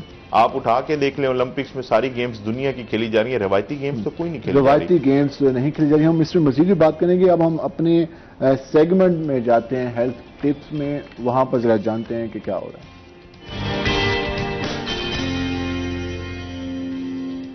ناظرین، جس طرح اپنے سیگمنٹ میں آئے تو اگر ہم بات کریں تو الائچی کے حوالے سے آج اگر ہم بات کریں گے، الائچی کا استعمال ہم روزمرہ روٹین میں بھی کرتے ہیں. اگر ہم اس کا استعمال کریں اپنے کھانے پینے میں تو یہ ہمیں کافی زیادہ فائدہ مند ہماری صحت کے لیے ثابت ہو سکتا ہے. الائچی کے اگر ہم فوائد کی بات کریں، اس کے علاوہ اقسام کی بات کریں تو ہمارے یہاں دو طرح کی الائچیز ہیں. جس طرح ایک سبز الائچی جسے چھوٹی الائچی کہتے ہیں، اسی کالی الائچی عموماً ہم کھانے میں بھی استعمال کرتے ہیں، اپنے قہوہ، چائے وغیرہ میں بھی استعمال کرتے ہیں. اس چائے میں استعمال کریں تو یقیناً اس کا ٹیسٹ کافی مزیدار ہوتا ہے. اگر ہم فوائد کی بات کریں تو جو لوگ زیادہ موٹاپے کا شکار ہیں اگر وہ اس کا استعمال کریں تو موٹاپے میں یقیناً کمی ہوگی. اس کے علاوہ خون کی کمی کے حوالے سے جو لوگ مبتلا ہیں وہ بھی اگر الائچی کا استعمال کریں تو ان کے لیے کافی بہتر ہو سکتا ہے. ہاضمے کے نظام کو سب سے بہتر کرتا ہے. جو ہم اکثر اوقات جو کھانے پینے چٹپٹے مسالے دار جو چیزیں کھاتے ہیں تو اگر ہم الائچی کا استعمال کریں تو جو ہمارا ہاضمے کا نظام ہے وہ کچھ حد تک بہتر ہو سکتا ہے. ڈپریشن کی علامات میں کمی کرتی ہے. اگر ڈپریشن کے حوالے سے ہم اکثر سوچتے رہتے ہیں پریشان رہتے ہیں تو الائچی کا استعمال کرتے رہیں. ایک حد تک کرنے زیادہ بھی استعمال نہیں کرنا, پھر کہا جائے گا کہ زیادہ یہ انسان کسی بھی چیز کا زیادہ استعمال لیکن انسانی صحت کے لیے نقصان دہ بھی ہوتا ہے. تو یہ اس کے ساتھ ساتھ کینسر سے بچاؤ کے حوالے سے بھی کافی زیادہ بہتر ہوتی ہے. پسینے کی بدبو کے حوالے سے بھی الائچی کا استعمال کافی حد تک بہتر ہوتا ہے اور اس کا استعمال کرنا چاہیے. اس کے علاوہ شوگر کے مریضوں کو بھی استعمال کرنی چاہیے. تیزابیت میں کمی کرتے ہیں. جو لوگ اکثر کہتے ہیں کہ ہم کچھ کھانا کھاتے ہیں اس کے بعد ہماری طبیعت عجیب سی ہوتی ہے تو وہ الائچی کا استعمال کریں تاکہ وہ ان کی جو معدے میں تیزابیت ہے وہ بھی کچھ بہتر ہو. تو یہ سارے فوائد ہیں الائچی کے. اور ہم اب جاتے ہیں واپس اور ہم مزید ڈسکشن کرتے ہیں اپنے مہمانوں سے اور ان سے جانتے ہیں کہ وہ اس کے حوالے سے مزید نواب فرقان صاحب, جس طرح ہم بات کر رہے تھے روایتی کھیلوں کے حوالے سے اور آپ نے بھی بتایا کہ ہم جب تک اون نہیں کریں گے اپنی ٹریڈیشن کو اون نہیں کریں گے ان کو اپنائیں گے نہیں تب تک ہم اپنا مقام دوبارہ سے حاصل نہیں کر سکتے. اس وقت کن کن کھیلوں کو پروموٹ کرنے کی ضرورت ہے؟ اس وقت اگر ہم بات کریں ساؤتھ پنجاب کے ریجن کی بات کریں تو یہاں پر کون کون سی کھیلوں کو حکومت کی سرپرستی چاہیے؟ دیسی کشتی ہماری اولین ترجیح ہے. یہ ہمارا وہ ٹریڈیشن ہے جو کہ بر صغیر میں شاید صرف انڈیا اور پاکستان میں رہ گیا. ٹھیک ہے, اس کے علاوہ حالانکہ لوگ کافی پسند کرتے ہیں, ہزاروں کی تعداد میں لوگ دیکھنے آتے ہیں. آپ آج پوری اولمپکس کرا دیں لاہور میں کوئی بندہ نہیں آئے گا. ایک دیسی کشتی کا میلہ کرا دیں آپ, وہاں پہ آپ کو 50,000 بندہ مل جائے گا. نہ کوئی ایڈورٹائزمنٹ, نہ کوئی پیسے آپ سپینڈ کریں گے مارکیٹنگ پہ, نہ کچھ. اس کے علاوہ بھی آپ دیکھ لیں گے کہ لوگوں جوش و خروش ہوگا, لوگوں کے چہرے پہ خوشی ہوگی. جو کھلاڑیوں کو اپنی جیب سے پیسے دے رہے ہوتے ہیں ایسی ہے کھلاڑیوں کو کہ آپ نے اچھا مقابلہ کیا ہے, اچھا کھیلا ہے, تو اس پہ بھی لوگ سپورٹ کر رہے ہوتے ہیں. آپ یہ دیکھ لیں, میں 2018 میں اپنی آخری کشتی لڑا ہوں اور میں بھاولپور میں بہت زیادہ کشتیاں لڑوں. 500 روپے ٹکٹ لگا کر بھی لوگ مجھے دیکھنے آتے تھے اور اسٹیڈیم میں جگہ نہیں ہوتی تھی, شائقین کی جگہ نہیں ہوتی تھی, لوگ دیکھنے آتے تھے. میاں والی میں ہمارے اس طرح مقابلے کافی ہوتے ہیں کشتی کے حوالے سے اور وہاں پر پورا شہر خالی ہو جاتا ہے اور لوگ کبڈی دیکھنے جاتے ہیں. ایسی ہے. یہاں پر کیا ہوتا ہے, اگر آپ یہاں پہ بیل دوڑ کروا دیں نا کہیں پہ تو پولیس آ کے وہاں پہ 1-5 کر دیتے ہیں, چلو جی بھاگو یہاں سے. ہاں, وہ الزام لگا لیے جوا. ہاں, آپ کا ٹریڈیشن جب تک سرپرستی نہیں آئے گی تو یہ گیمز تباہی کی طرف جا رہے ہیں اور مزید جائیں گے. حالانکہ کتنا انٹرسٹنگ گیم ہوگا کہ بیلوں کی دوڑ ہو رہی ہو, لوگ دیکھ رہے ہوں. اس کی صرف اگر ہم ٹی وی پہ بھی ٹیلی کاسٹ کر دیں تو وہ اتنی زیادہ اس کی ریٹنگ آئے گی تو اس سے اچھا گیم نہیں ہو سکتی. آپ اٹھا کے دیکھ لیں ریٹنگز, آپ کے کبڈی کے دیسی کشتی کے پلیئرز کی اٹھا کے دیکھ لیں ریٹنگز, آج بھی کیا کہتے ہیں آپ کے کرکٹرز سے زیادہ ہیں. آپ بے شک اٹھا کے دیکھ لیں, اور دنیا میں جتنا پیسہ کبڈی اور دیسی کشتی کے آپ کے پلیئرز کماتے ہیں اتنا آپ کا کرکٹر بھی نہیں کماتا. نہ تو ان کو اس طرح اشتہارات ملتے ہیں, نہ تو باقی چیزوں پر بالکل آتی ہے, لیکن وہ لوکل لیول پہ عوام میں مقبول ہوتے ہیں. جیسے صاحب ان کی اپنی فین فالوئنگ ہے, ان کی بہت بڑی فین فالوئنگ ہے اور ان کی چاہت کا لیول ایک اولمپکس یا ٹریڈیشن اس کے کرکٹ سے بہت زیادہ ہے اور لوگوں میں چاہت. آپ یہ دیکھ لیں ہمارے دیسی دنگل ہوتے ہیں یا دیسی میلہ جات ہوتے ہیں ٹریڈیشنل جتنے بھی ہوتے ہیں, مجھے بتائیں وہاں پہ ایک میڈیا والا موجود ہوتا ہے؟ نہیں. صرف اور صرف لوکل پبلک اپنا اٹھا کے کسی نے ٹک ٹاک پہ ڈال دیا, کسی نے فیس بک پہ ڈال دیا اور ملین فالوورز اور ملین ویوز ہو گئے. یہی میڈیا اگر وہاں میلہ جات پہ جائے ٹریڈیشنل سپورٹس آف ریوائول کے کام کے سلسلے میں صرف وہ میلہ جات کو شوٹ کرنا شروع کر دے, آپ کی گورنمنٹ بھی آپ کی پبلک بھی دوبارہ سے وہ بیک ٹو روٹ چلی جائے گی. صرف ہر کسی کا ایک چھوٹا چھوٹا رول ہے اس دنیا میں نا, اور ہر کوئی اگر اپنا رول پلے کرے اور میڈیا کے ویوز بھی بڑھیں گے. بالکل میڈیا کے بھی ویوز بڑھیں گے کیونکہ ان کو دیکھنے لاکھوں لوگ آتے ہیں, لاکھوں لوگ آتے ہیں ان لوگوں کو. حالانکہ اولمپکس آپ یہ دیکھ لیں کہ اولمپکس کرانے کے لیے نیکسٹ ملک کی ووٹنگ ہی نہیں ہے. وہ کہتے ہیں جس ملک میں اولمپکس جاتی ہے وہ اس ملک کا خزانہ خالی ہو جاتا ہے. کیوں؟ کیونکہ عوام ہی نہیں دیکھنے آتی. فیفا ورلڈ کپ لینے کے لیے لوگ ترس رہے ہیں, ملک لائنوں میں لگے ہوئے ہیں, وہ کہتے ہیں ہمیں جی فیفا ورلڈ کپ دے دیں, کیونکہ فیفا ورلڈ کپ جس ملک میں جاتا ہے وہ اس ملک کی اکانومی کو بوسٹ کر دیتا ہے. بالکل, انویسٹمنٹ وہاں پہ آتی ہے, سارا کچھ. ہم مزید بھی بات کریں گے اور جب بریک سے واپس آئیں گے تو ہم ادب کے حوالے سے بات کریں گے, شاعری کے حوالے سے بات کریں گے. اور اس حوالے سے جو اس وقت صورتحال ہے، جو ہم نے گلہ بھی سنا صابر نسائی صاحب کا کہ ملتان میں اس حوالے سے اس کو پروموٹ نہیں کیا جا رہا، جو شعراء ہیں، ادیب ہیں، ان کو اس طرح جگہ نہیں دی جا رہی جو حکومت کے سرپرست ادارے ہیں، تو اس پہ بھی ہم بات کریں گے. ہمارے ساتھ رہے گا، ملتے ہیں شارٹ بریک کے بعد.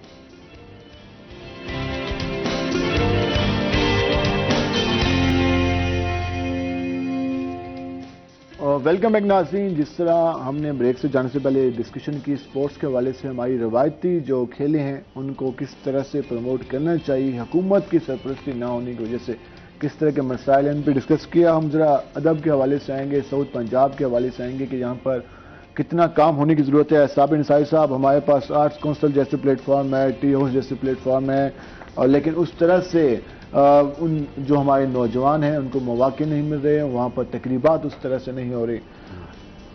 تو ہم کس طرح سے پھر کر سکتے ہیں، کیونکہ وہاں تو سب کچھ موجود تو ہے، اب تو ادارے بھی بنے ہوئے ہیں، تو پھر کیا ہونا چاہیے کہ یہ ساری چیزیں دوبارہ سے بحال ہوں، نوجوانوں کو موقع ملے اور جو شاعر ہیں، ادیب ہیں، وہ وہاں آ کر پرفارم کر سکیں؟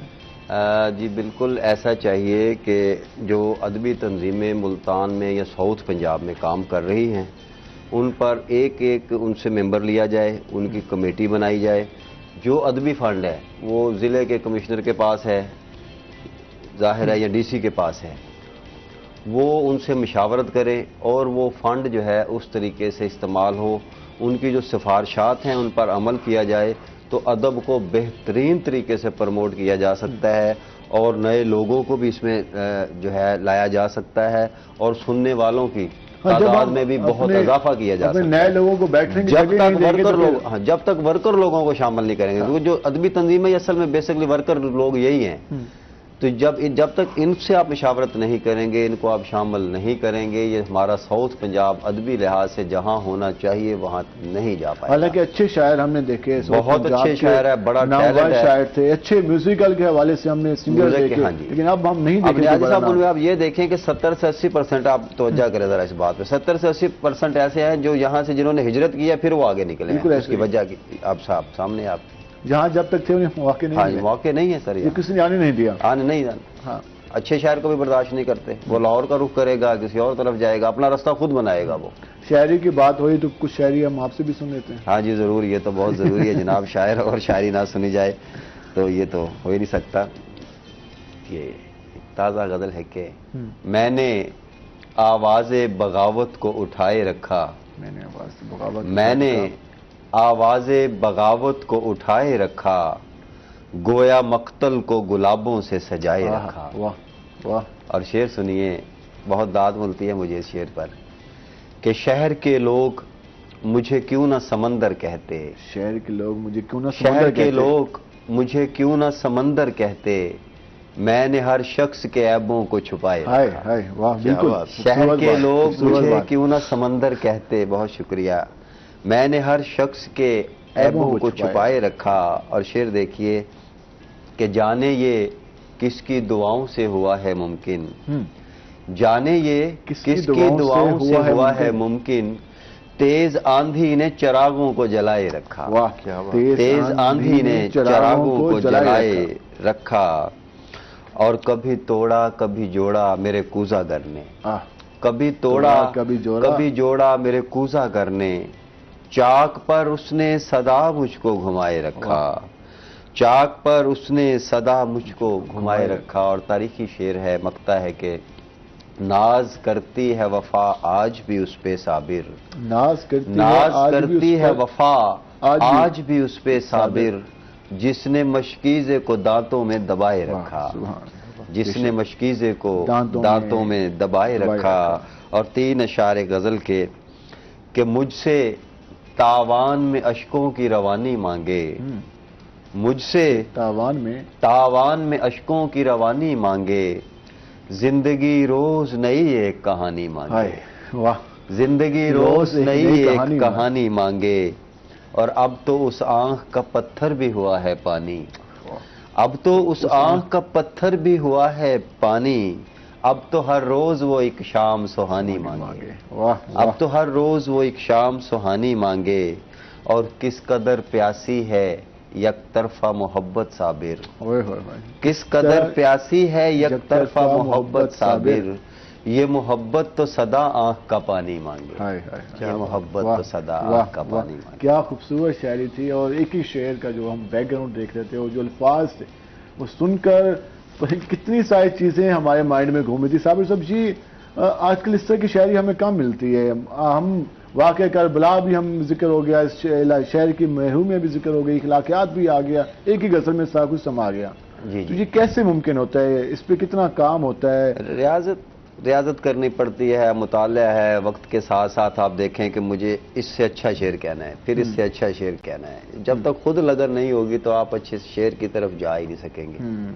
تو یہی ہے، ہم نے مطالعہ کیا، ہم بڑے استاذہ کے ساتھ بیٹھے، ان سے مکالمے کیے، ان سے سیکھا. اور جب تک آپ کے اندر یہ چیز موجود نہ ہو کہ یہ ذہن نہ ہو آپ کا کہ میں نے کچھ سیکھنا ہے، آپ کچھ سیکھ ہی نہیں پاتے. یقیناً اس میں جو ہم نے ذہن استاذہ کے پاس بیٹھنا، ان سے سیکھنا، ان سے لگاؤ رکھنا، اور پھر بک ریڈنگ اور باقی ساری چیزیں ہوں تبھی جا کر یہ سارا سلسلہ بنتا ہے. ایک رات میں کوئی شاعر نہیں بن جاتا، کافی زیادہ محنت ریکوائرڈ ہوتی ہے. نواب فرقان خان، جس طرح ہم نے ڈسکس کیا، اس خطے کے حوالے سے بات کی، ہم نے دیسی کشتی کی بات کی، کبڈی کی بات کی، اسپورٹس بورڈ کی بات کریں تو وہ اس میں کتنا انٹرسٹڈ ہے آپ کی کھیلوں کو پروموٹ کرنے میں؟ اسپورٹس بورڈ کی ابھی کوئی پالیسی ہی نہیں بنی ٹریڈیشنل اسپورٹس کے حوالے سے. اس کے اوپر وہ ورکنگ کر رہے ہیں، اور ہم پچھلے 8 سال سے ان کو پش کر رہے ہیں کہ بھائی ٹریڈیشنل اسپورٹس کی کوئی اسپورٹس پالیسی بنائیں، تاکہ روایتی گیمز جو کہ نان اولمپک اسپورٹس ہیں ان کے لیے ایک علیحدہ کیا کہتے ہیں فنڈز اور اس کے ریوائول کے اوپر کام ہو سکے، ان کے ایونٹس، ان کے کمپٹیشنز، اور ان بچوں کو بھی محکموں میں جابز ملے، جیسے واپڈا، آرمی، پولیس. یہ ڈپارٹمنٹس ہیں جو کہ ہائرنگ کرتے ہیں ٹریڈیشنل اسپورٹس مطلب اور گیمز کے پلیئرز کو. اسی طرح ٹریڈیشنل سپورٹس کی بھی ہائرنگ ہو، ان کو بھی ریکگنیشن ملے، ان کے بھی ایک اکانومی سرکل چلے تاکہ وہ اپنی گیمز کو مزید بہتر کر سکیں. یقیناً آپ بار بار یاد دہانی کراتے ہوں گے اسپورٹس بورڈ کو کہ پالیسی بنائیں، اور ہر بار جواب آتا ہوگا کہ پالیسی بن رہی ہے. تو یہ سوال سن کر، یہ جواب سن کر پھر کیسا فیل ہوتا ہے؟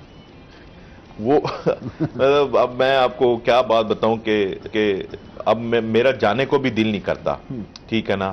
میں پچھلے 8 سال سے ان کو پوش کروں، لیکن میں نے گورنمنٹ کے ریسورسز کی طرف دیکھا ہی نہیں. اگر میں ان کی طرف دیکھتا تو کام چلنا ہی نہیں تھا. ٹھیک، یہ تو بھلا ہو، ہم خود آئی ٹی انجینئر تھے، ہم اپنی آئی ٹی کی جو ایکسپورٹ کرتے ہیں اس کی ہم آمدنی میں سے 2% ہماری جو اپنی کمپنی ہے وہی ٹریڈیشنل سپورٹس کے ریوائول کے اوپر لگا رہی ہیں. ہم سارے یار دوست، وہ مطلب ہم سارے آئی ٹی فیلوز تھے، تو ان ساروں نے مل کے ان کہا کہ Furqan is doing a good movement, let support ہم نا. تو سب مل کے اب اس کو کیا کہتے ہیں پرائیویٹ طور پہ ہی، تاکہ کوئی چیز رکے ہی نہ. اور 365 ڈیز آف دا ایئر ایک دن بھی ایسا نہیں ہے جو ہمارا خالی جاتا ہو جس میں ہم نے میٹنگ نہ کی ہو یا کوئی ایونٹ نہ کیا ہو پاکستان کے کسی کونے میں. مسلسل اس پہ محنت جاری ہے اور ورکنگ کی جا رہی ہے. اس میں پھر پبلک کا رسپانس کیسا آتا ہے؟ جب بھی آپ، جس سے آپ نے کہا کہ لاہور میں ہم نے دنگل کرایا، وہیں سے آپ آ رہے ہیں، ساؤتھ میں اس حوالے سے کوئی ایونٹس ہوتے ہیں، پبلک کا رسپانس کیسا ہوتا ہے؟ لوگ کس طرح سے سراہتے ہیں جب آپ گراؤنڈ، میں نے ویڈیو دیکھی جب آپ گراؤنڈ میں آئے تو لوگ ڈھول کی تھاپ پر کافی زیادہ سپورٹ کر رہے تھے، خوش ہو رہے تھے. ایسے ہی ہے. تو یہ جو ایک رسپانس ملتا ہے، ایک اس میں کیفیت کیا ہوتی ہے اس وقت؟ اٹس لائک کہ نا آپ کا ورک جب آپ کرتے ہیں نا، جیسے ہمارے ادیب صاحب بھی ساتھ بیٹھے ہیں، فار ایگزامپل یہ شاعری کرتے ہیں، if he is not appreciated, مطلب شاباش نہیں ملتی، یہ ڈاؤن ہوں گے، یہ مطلب محنت اور نہیں کریں گے، یہ ڈاؤن ہوتے جائیں گے کہ یار مطلب I am doing some thing for the community. ٹھیک ہے نا، یہ کوئی ایسی چیز نہیں ہے کہ جس سے آپ کما رہے ہیں، نہیں، یہ ایک ایسی چیز ہے، یہ سوشل کارپوریٹ ریسپانسبلٹی ہے. ٹھیک ہے نا، یہ آپ کی ریسپانسبلٹی ہے، میری ریسپانسبلٹی ہے کہ ہم نے یوتھ کو انوالو کرنا ہے ہیلدی ایکٹیویٹیز میں، نشہ سے بچانا ہے. کوئی بھی چیز ایسی نہیں ہے اسپورٹس کے علاوہ جو آپ کو ہارنا سکھاتی ہو، آپ کے اندر برداشت پیدا کرے، وہ صرف اور صرف اسپورٹس ہے. ہم اکثر سنتے ہیں کہ ہم کہتے ہیں کہ ہمارے یہاں ٹیلنٹ کی کمی نہیں ہے، مواقع نہیں ملتے. آپ تو نوجوانوں سے منسلک ہیں، مقابلے بھی کراتے ہیں. ٹیلنٹ کی بات کر لیں تو ہمارے پاس کس طرح کا ٹیلنٹ ہے؟ کیا ہمارے پاس اس باہم کیا مواقع ملیں تو ہم دنیا کو کمپیٹ کر سکتے ہیں؟ آپ یہ دیکھیں کہ میس ریسلنگ ایک گیم ہے، آپ کو پتہ بھی ہے، وہ رشیا کا ٹریڈیشنل سپورٹس ہے، but we are affiliated with it. تو ہمارے بچے رشیا کا ٹریڈیشن ان کے ملک میں کھیلنے گئے، world champion ship, it was like 60 countries over there. تو ہمارے بچے ورلڈ کے سلور ہوئے ہیں. मतलब आप ये देख लें कि उनके मुल्क में उन्हीं की गेम और उन्हीं के खिलाड़ियों को हराया है 8 साल में, 8 साल में। और वो कम से कम 400 साल पहले से वो गेम खेली जा रही है रशिया में। तो आप ये देख लें हमारा खित्ता कितना जरखेज है, लेकिन गवर्नमेंट अथॉरिटीज को इसके बारे में सोचना चाहिए कि एक इंसान इस मूवमेंट पे काम कर रहा है, वी मस्ट सपोर्ट हिम, ठीक है ना। फाइनेंशियल सपोर्ट नहीं करते, यू शुड सपोर्ट मॉरली। कम से कम ग्राउंड उनको दे दें, कम से कम Exactly. उनको और उस तक एनवायरमेंट दे दें कि वो मुकाबले करा सकें। ये प्लेटफॉर्म मुकाबला दे कराने दें, के लिए कैंप्स भी दे दें। कितनी एनओसी लेनी पड़ती होंगी आप लोगों को? बहुत सारे मामलात हैं, वो तो आप सोच ही नहीं सकते कि गवर्नमेंट की जो एसओपीज हैं आप उनको फॉलो करें तो कम से कम 4 महीने पहले आप ये प्रोसेस शुरू करेंगे, then you will be able to तब जाकर take part in the competition. तब जाकर आप कोई मुकाबला करा सकते हैं। और ये यकीनन इसमें हमारी गवर्नमेंट को ट्रेडिशनल गेम्स की तरफ आना चाहिए, सपोर्ट करनी चाहिए। इससे उनका यकीनन वोट बैंक भी बढ़ेगा, लोग भी उनको उस हुकूमत को पसंद करेंगे अगर वो खेलों को सपोर्ट करेंगे। एक मैच करने पे करोड़ों रुपए हम लगा देते हैं, लेकिन ट्रेडिशनल गेम्स पर इतना खर्चा नहीं होता। सिर्फ एक ग्राउंड चाहिए होता है, खिलाड़ी मंगवाएं और एक मुकाबला कराएं। इनामात हमें भी पता है हुकूमत कितने इनामात देती है, उस पर इतना इन्वेस्टमेंट की भी जरूरत नहीं है, लेकिन इसको कम से कम प्रमोट जरूर करना चाहिए। हुकूमत की सरपरस्ती लाजमी है। साहब इंसारी साहब, जिस तरह हमने शायरी के हवाले से बात की, ये हम ब्रेक पे जाएंगे, ब्रेक से वापस आएंगे तो हम मजीद गुफ्तगू करेंगे। हमारे साथ रहेगा, मिलते हैं शॉर्ट ब्रेक के बाद।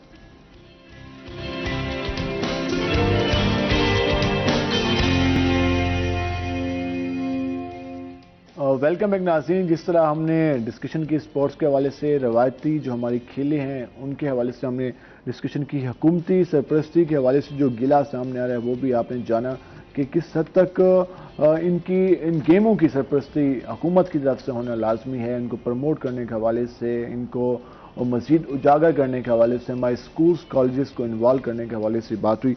ये अदब के हवाले से भी हम गुफ्तगू करें। हम ज़रा जाएंगे साबिर इंसारी साहब के पास, ज़रा उनसे जानेंगे अदबी एक्टिविटीज़ के हवाले से कि हमारा खित्ता किस हद तक अदब के हवाले से, शुरा के हवाले से, उसके अलावा किताबों के हवाले से किस हद तक रिच था या अभी भी ये है, या फिर अभी इस चीज़ में कमी है। ये साबिर इंसारी साहब, हमारे नाज़रीन भी जानना चाहेंगे कि इस वक्त की जो सूरत हाल है, मईशत की जो सूरत हाल है, हमारे यहाँ जो इखलाकी लेवल है जो हमारे यहाँ है कि कोई भी किसी से खुश दिखाई नहीं देता जी, ऐसे हमारे यहाँ माशरती जो रवैये हैं वो बिगड़ते जा रहे हैं।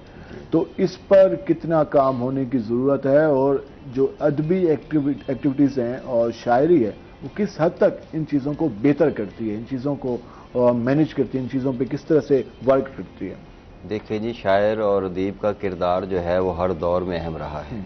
आप 65 की जंग ले लें, शायरों का लिखे हुए कलाम और नूरजहां साहबा ने गाया उसको, उसने क्या कौम में जज्बा दिया।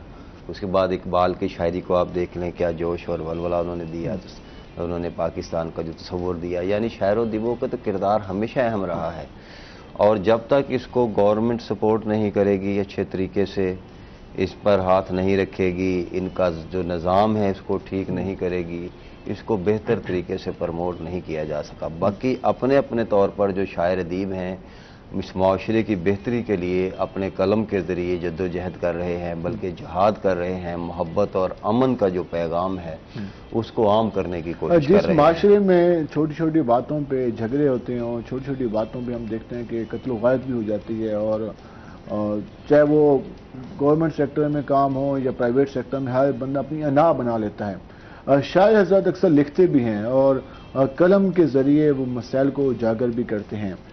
तो इस हवाले से उनको प्लेटफॉर्म मिलना कितना ज़रूरी है। और एक और बात कि उस सच को बर्दाश्त कितना हो रहा है बर्दाश्त। अक्सर कहते हैं यार कुछ लिख दिया आपने, ऐसा लिख दिया मेरे बारे में, हुकूमतों के बारे में अक्सर लोग लिखते हैं तो फिर उन पे वो उसका शिकार भी होते हैं, उन मजालिम का भी शिकार होते हैं। हाँ, बड़े मसाइल हैं ये भी। कलम उठाते वक्त सोचना पड़ता है हमें कि ये हम लिखेंगे हुकूमत के खिलाफ तो फिर सख्तियाँ भी बर्दाश्त करनी पड़ती हैं, और सख्तियाँ बर्दाश्त करने वाले लोग बहुत कम हैं। पीछे जो मुआशी हालात हैं, जैसे घर के निज़ाम चलाने होते हैं, फिर बंदा सोचता है वो भी डिस्टर्ब होगा।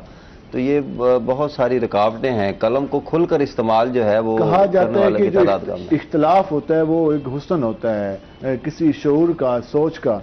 تو ہمارے ہاں جب بھی کوئی اختلاف کرتا ہے اسے عہدے سے ہٹا دیا جاتا ہے، اسے وہ جگہ نہیں دی جاتی. ایسا ہی ہے آپ کے سامنے یہ انتقامی کارروائیاں شروع ہو جاتی ہیں. بدقسمتی ہے ہمارے اس دیش کی. حالانکہ قلم جو ہے اس کو آپ آزادی سے استعمال کرنے دوں تو یہ بہت سارے مسائل کا حل ہے. تو اس بدقسمتی سے اس پہ نہیں توجہ دی اس جا پہ رہی. کام نہیں ہو رہا. اور یقیناً جو معاشرے میں freedom of speech, freedom of expression سب سے اہم ہوتا ہے، ہمارے ہاں اس پہ جو چیزیں لوگ بول نہیں سکتے، لکھ نہیں سکتے، تو پھر وہ سمجھیں گے کیا، پھر ڈسکشن کیا ہوگی، معاشرے میں کن باتوں کو ڈسکس کیا جائے گا. تو لازمی باتوں انہیں باتوں کو ڈسکس کیا جائے گا، یا تو پھر اختر پاوا یا اس طرح کے لوگ ہی ڈسکشن میں آئیں گے جب آپ تنقیدی پہلوؤں کو اجاگر ہی نہیں کر سکیں گے، ان پہلوؤں کو اجاگر نہیں کر سکیں گے جن پر معاشرے میں اگر بولیں تو بہت ہی عجیب نظر سے دیکھا جاتا ہے. تو پھر یقیناً اخلاقی طور پر ہم پیچھے ہی جائیں گے. کوئی ایک اور ہم نظم یا غزل ہم سننا ہاں چاہیں گے؟ جی ضرور جی بالکل. بھٹکے لوگوں کو نیا رستہ دکھانے والے، بھٹکے لوگوں کو نیا رستہ دکھانے والے، اب میسر ہیں کہاں لوگ پرانے والے. واہ. وہ بھی آپ کی سوال جب بھی باتیں کر رہے تھے ان کا جواب ہی ہے کہ وہ بزرگ، وہ بڑے، وہ کہاں میسر ہے، میسر نہیں ہیں. اور ہم اندھیروں سے، ہواؤں سے کہاں ڈرتے ہیں. یہ بھی آپ کی بات کا ہی جواب ہے کہ ہم قلم کھل کر استعمال کیوں نہیں کر رہے. تو اسی میں جواب بھی ہے کہ ہم اندھیروں سے، ہواؤں سے کہاں ڈرتے ہیں، ہم تو ہیں روز چراغوں کو جلانے والے. اور کر دے آسان تو دو وقت کی روٹی سب پر، کر دے آسان تو دو وقت کی روٹی سب پر، کام سب کا ہی چلا دے یا چلانے والے. اور آپ کی جو باتیں ابھی گفتگو کیا اس کو کہتے ہیں نا کہ کوزے میں دریا بند کر دیتے ہیں. تو وہی جواب ہے اس کا کہ بات سچی جو میں کرتا ہوں تو یوں لگتا ہے، بات سچی جو میں کرتا ہوں تو یوں لگتا ہے، مار ڈالیں گے کسی روز زمانے والے. بالکل. واہ. تو ایک غزل کے اور چند 4-5 اشعار پھر اجازت کہ جب میری آنکھ کے صحرا میں سمندر جاگے، جب میری آنکھ کے صحرا میں سمندر جاگے، عین اس وقت کوئی مجھ میں کلندر جاگے. عین اس وقت کوئی مجھ میں کلندر جاگے، میرے مولا تو اگر مجھ کو جگانا چاہے، میرے مولا تو اگر مجھ کو جگانا چاہے، یوں جگا جیسے مقدر کا سکندر جاگے، یوں جگا جیسے مقدر کا سکندر جاگے.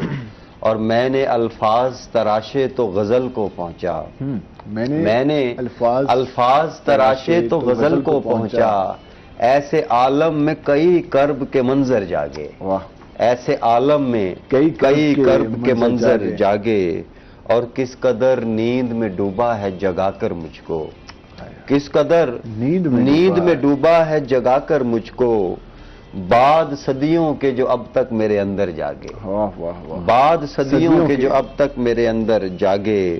اور پھر سلیقے سے پیروتا ہے دکھوں کی مالا، پھر سلیقے سے پیروتا ہے دکھوں کی مالا، غم کے بستر پہ اگر کوئی سخنور جاگے، غم کے بستر پہ اگر کوئی سخنور جاگے. اور آخری شعر کہ عمر بھر درد ملا مجھ کو عدو سے صابر، عمر بھر درد ملا مجھ کو عدو سے صابر، عمر بھر ساتھ میرے دستے ستمگر جاگے، جب میری آنکھ کے صحرا میں سمندر جاگے، عین اس وقت کوئی مجھ میں کلندر جاگے. اور نیازی صاحب آپ کی نظر دو شعر کرنا بھی ضروری ہے کہ غم حیات سے نکلوں تو اور کچھ سوچوں، غم حیات سے نکلوں تو اور کچھ سوچوں، میں حادثات سے نکلوں تو اور کچھ سوچوں، دکھائی کچھ نہیں دیتا تیرے سوا مجھ کو، میں تیری ذات سے نکلوں تو اور کچھ سوچوں. واہ واہ کیا خوبصورت شاعری ہے. نواف فرقان خان، ہمارے پاس ٹائم بھی کم ہے، سپورٹس کیلنڈر کے حوالے سے ہم بات کر لیں گے کہ اس پہ کتنا کام ہو رہا ہے اور جو آپ نے مرتب کیا ہے تو اس میں پھر کس طرح سے اس کو مینیج کر رہے ہیں؟ ہم نے اس سلسلے میں جو ابھی ہماری بھی جنرل کونسل ہوئی ہے اس کے اندر ہم نے جو سپورٹس کیلنڈر نکالا ہے، ہم نے اس میں پلان چاک آؤٹ کیا ہے کہ ہر مہینے میں ہم ایک ٹریڈیشنل سپورٹس فیسٹیول کریں گے. ٹھیک ہے. وہ 12 مہینے آتے ہیں، وہ 12 traditional sports and games festival ہیں. تو وہ throughout the year traditional sports کے ریوائول کے اوپر کام ہوگا اور تھرو آؤٹ دا کنٹری ہوگا. اس میں ہم نے پورے ملک میں پورے ملک میں پورے ملک میں اس میں گوادر سے لے کے گلگت بلتستان تک اور ایون کہ ہم نے ابھی ریسنٹلی اورکزئی میں ایک اس کو ہم کہتے ہیں مرجڈ ایریاز جو کہ فاٹا کے ٹرائبل ایریاز تھے، اس میں بھی ہم نے آرمی کے ساتھ مل کے اس میں بھی ہم نے کام شروع کیا ہے کہ وہ لوگ بھی سیولائزیشن کی طرف جائیں تھرو سپورٹس، تھرو پیس.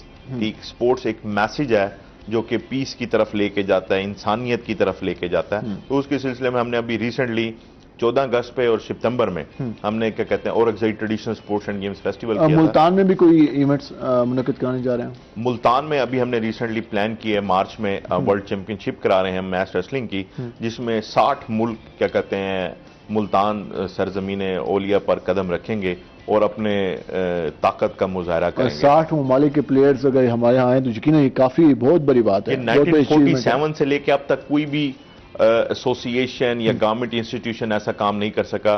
یہ صرف ہماری ایسوسیشن ہے جس نے اس کو کیا کہتے ہیں انیشیٹ لیا ہے. اور ریسنٹلی ابھی ووٹنگ ہوئی ہے جس میں India, Pakistan, Mongolia, U S A, Australia جیسی کنٹریز تھیں، اور پاکستان کو 55 کنٹریز نے ووٹ دیا کہ ہم ورلڈ چیمپئن شپ پاکستان میں کھیلنا چاہتے ہیں. اور یہ سب سے بہت بڑے اعزاز کی بات ہے. اور اس طرح کے ہمارے ہاں جو ایونٹس ہیں ان کو مزید جو ہے تقویت ملنی چاہیے، ان کو سپورٹ ہونی چاہیے. لاسٹ میں کیا پیغام دینا چاہیں گے مختصراً؟ میں تمام والدین کو، گورنمنٹ انسٹیٹیوٹس کو، اور جو بھی یہ میرا میسیج سن رہے ہیں ان سب کو میں یہی میسیج دوں گا کہ آپ اپنے بچوں کو کھیلوں کی طرف لے کر آئیں. یہ اب غیر نصاب نہیں ہے، یہ نصاب کا حصہ ہے. اگر آپ ان میں پازیٹیو ایکٹیویٹیز، ڈرگز سے دور اور ان کے اندر ہیلتھ ڈالنا چاہتے ہیں تو ان کو سپورٹ کی طرف لازمی لیں. سابن صاحب مختصراً کیا پیغام دینا چاہیں گے؟ ہمارا پیغام یہ ہے، جناب بڑی اچھی بات کی انہوں نے کہ میدان آباد کریں تاکہ ہسپتالوں میں رش کم ہو. اسی طرح ہم چاہتے ہیں کہ معاشرے میں محبت اور امن کو فروغ دیں. ایک بات ہر انسان کو ذہن میں یہ بٹھا لینی چاہیے کہ جب آپ رات کو بستر پر سونے کے لیے لیٹیں تو یہ ضرور سوچ لیں کہ آج ہم نے سارا دن اپنی آخرت کے لیے کیا کیا، ہم نے کیا اچھا کیا، کیا برا کیا. یقیناً بہت شکریہ، کافی خوبصورت آپ نے میسیج دیا. مولا علی کا بھی یہ فرمان ہے کہ جب رات کو سونے جائیں تو اپنا محاسبہ کر لیں. نواب فرقان خان آپ کا شکریہ. ناظرین، جس طرح ہم نے سپورٹس کے حوالے سے بات کی، ادب کے حوالے سے بات کی، ایک اچھی بات لاسٹ میں نواب فرقان خان نے بتائی کہ 15 مارچ کو مارچ میں ایک بہت بڑا ایونٹ ملتان میں ہونے جا رہا ہے. تو یقیناً یہ کافی اچھی خبر ہے اور اس پر ہمارے ملتان کے لیے بھی اور دنیا بھر سے پلیئرز آئیں گے تو ایک بہت اچھا ایونٹ سجے گا. تو آج کے پروگرام سے اپنے میزبان بلال خان نیازی کو اجازت دیجیے. اللہ نگہبان.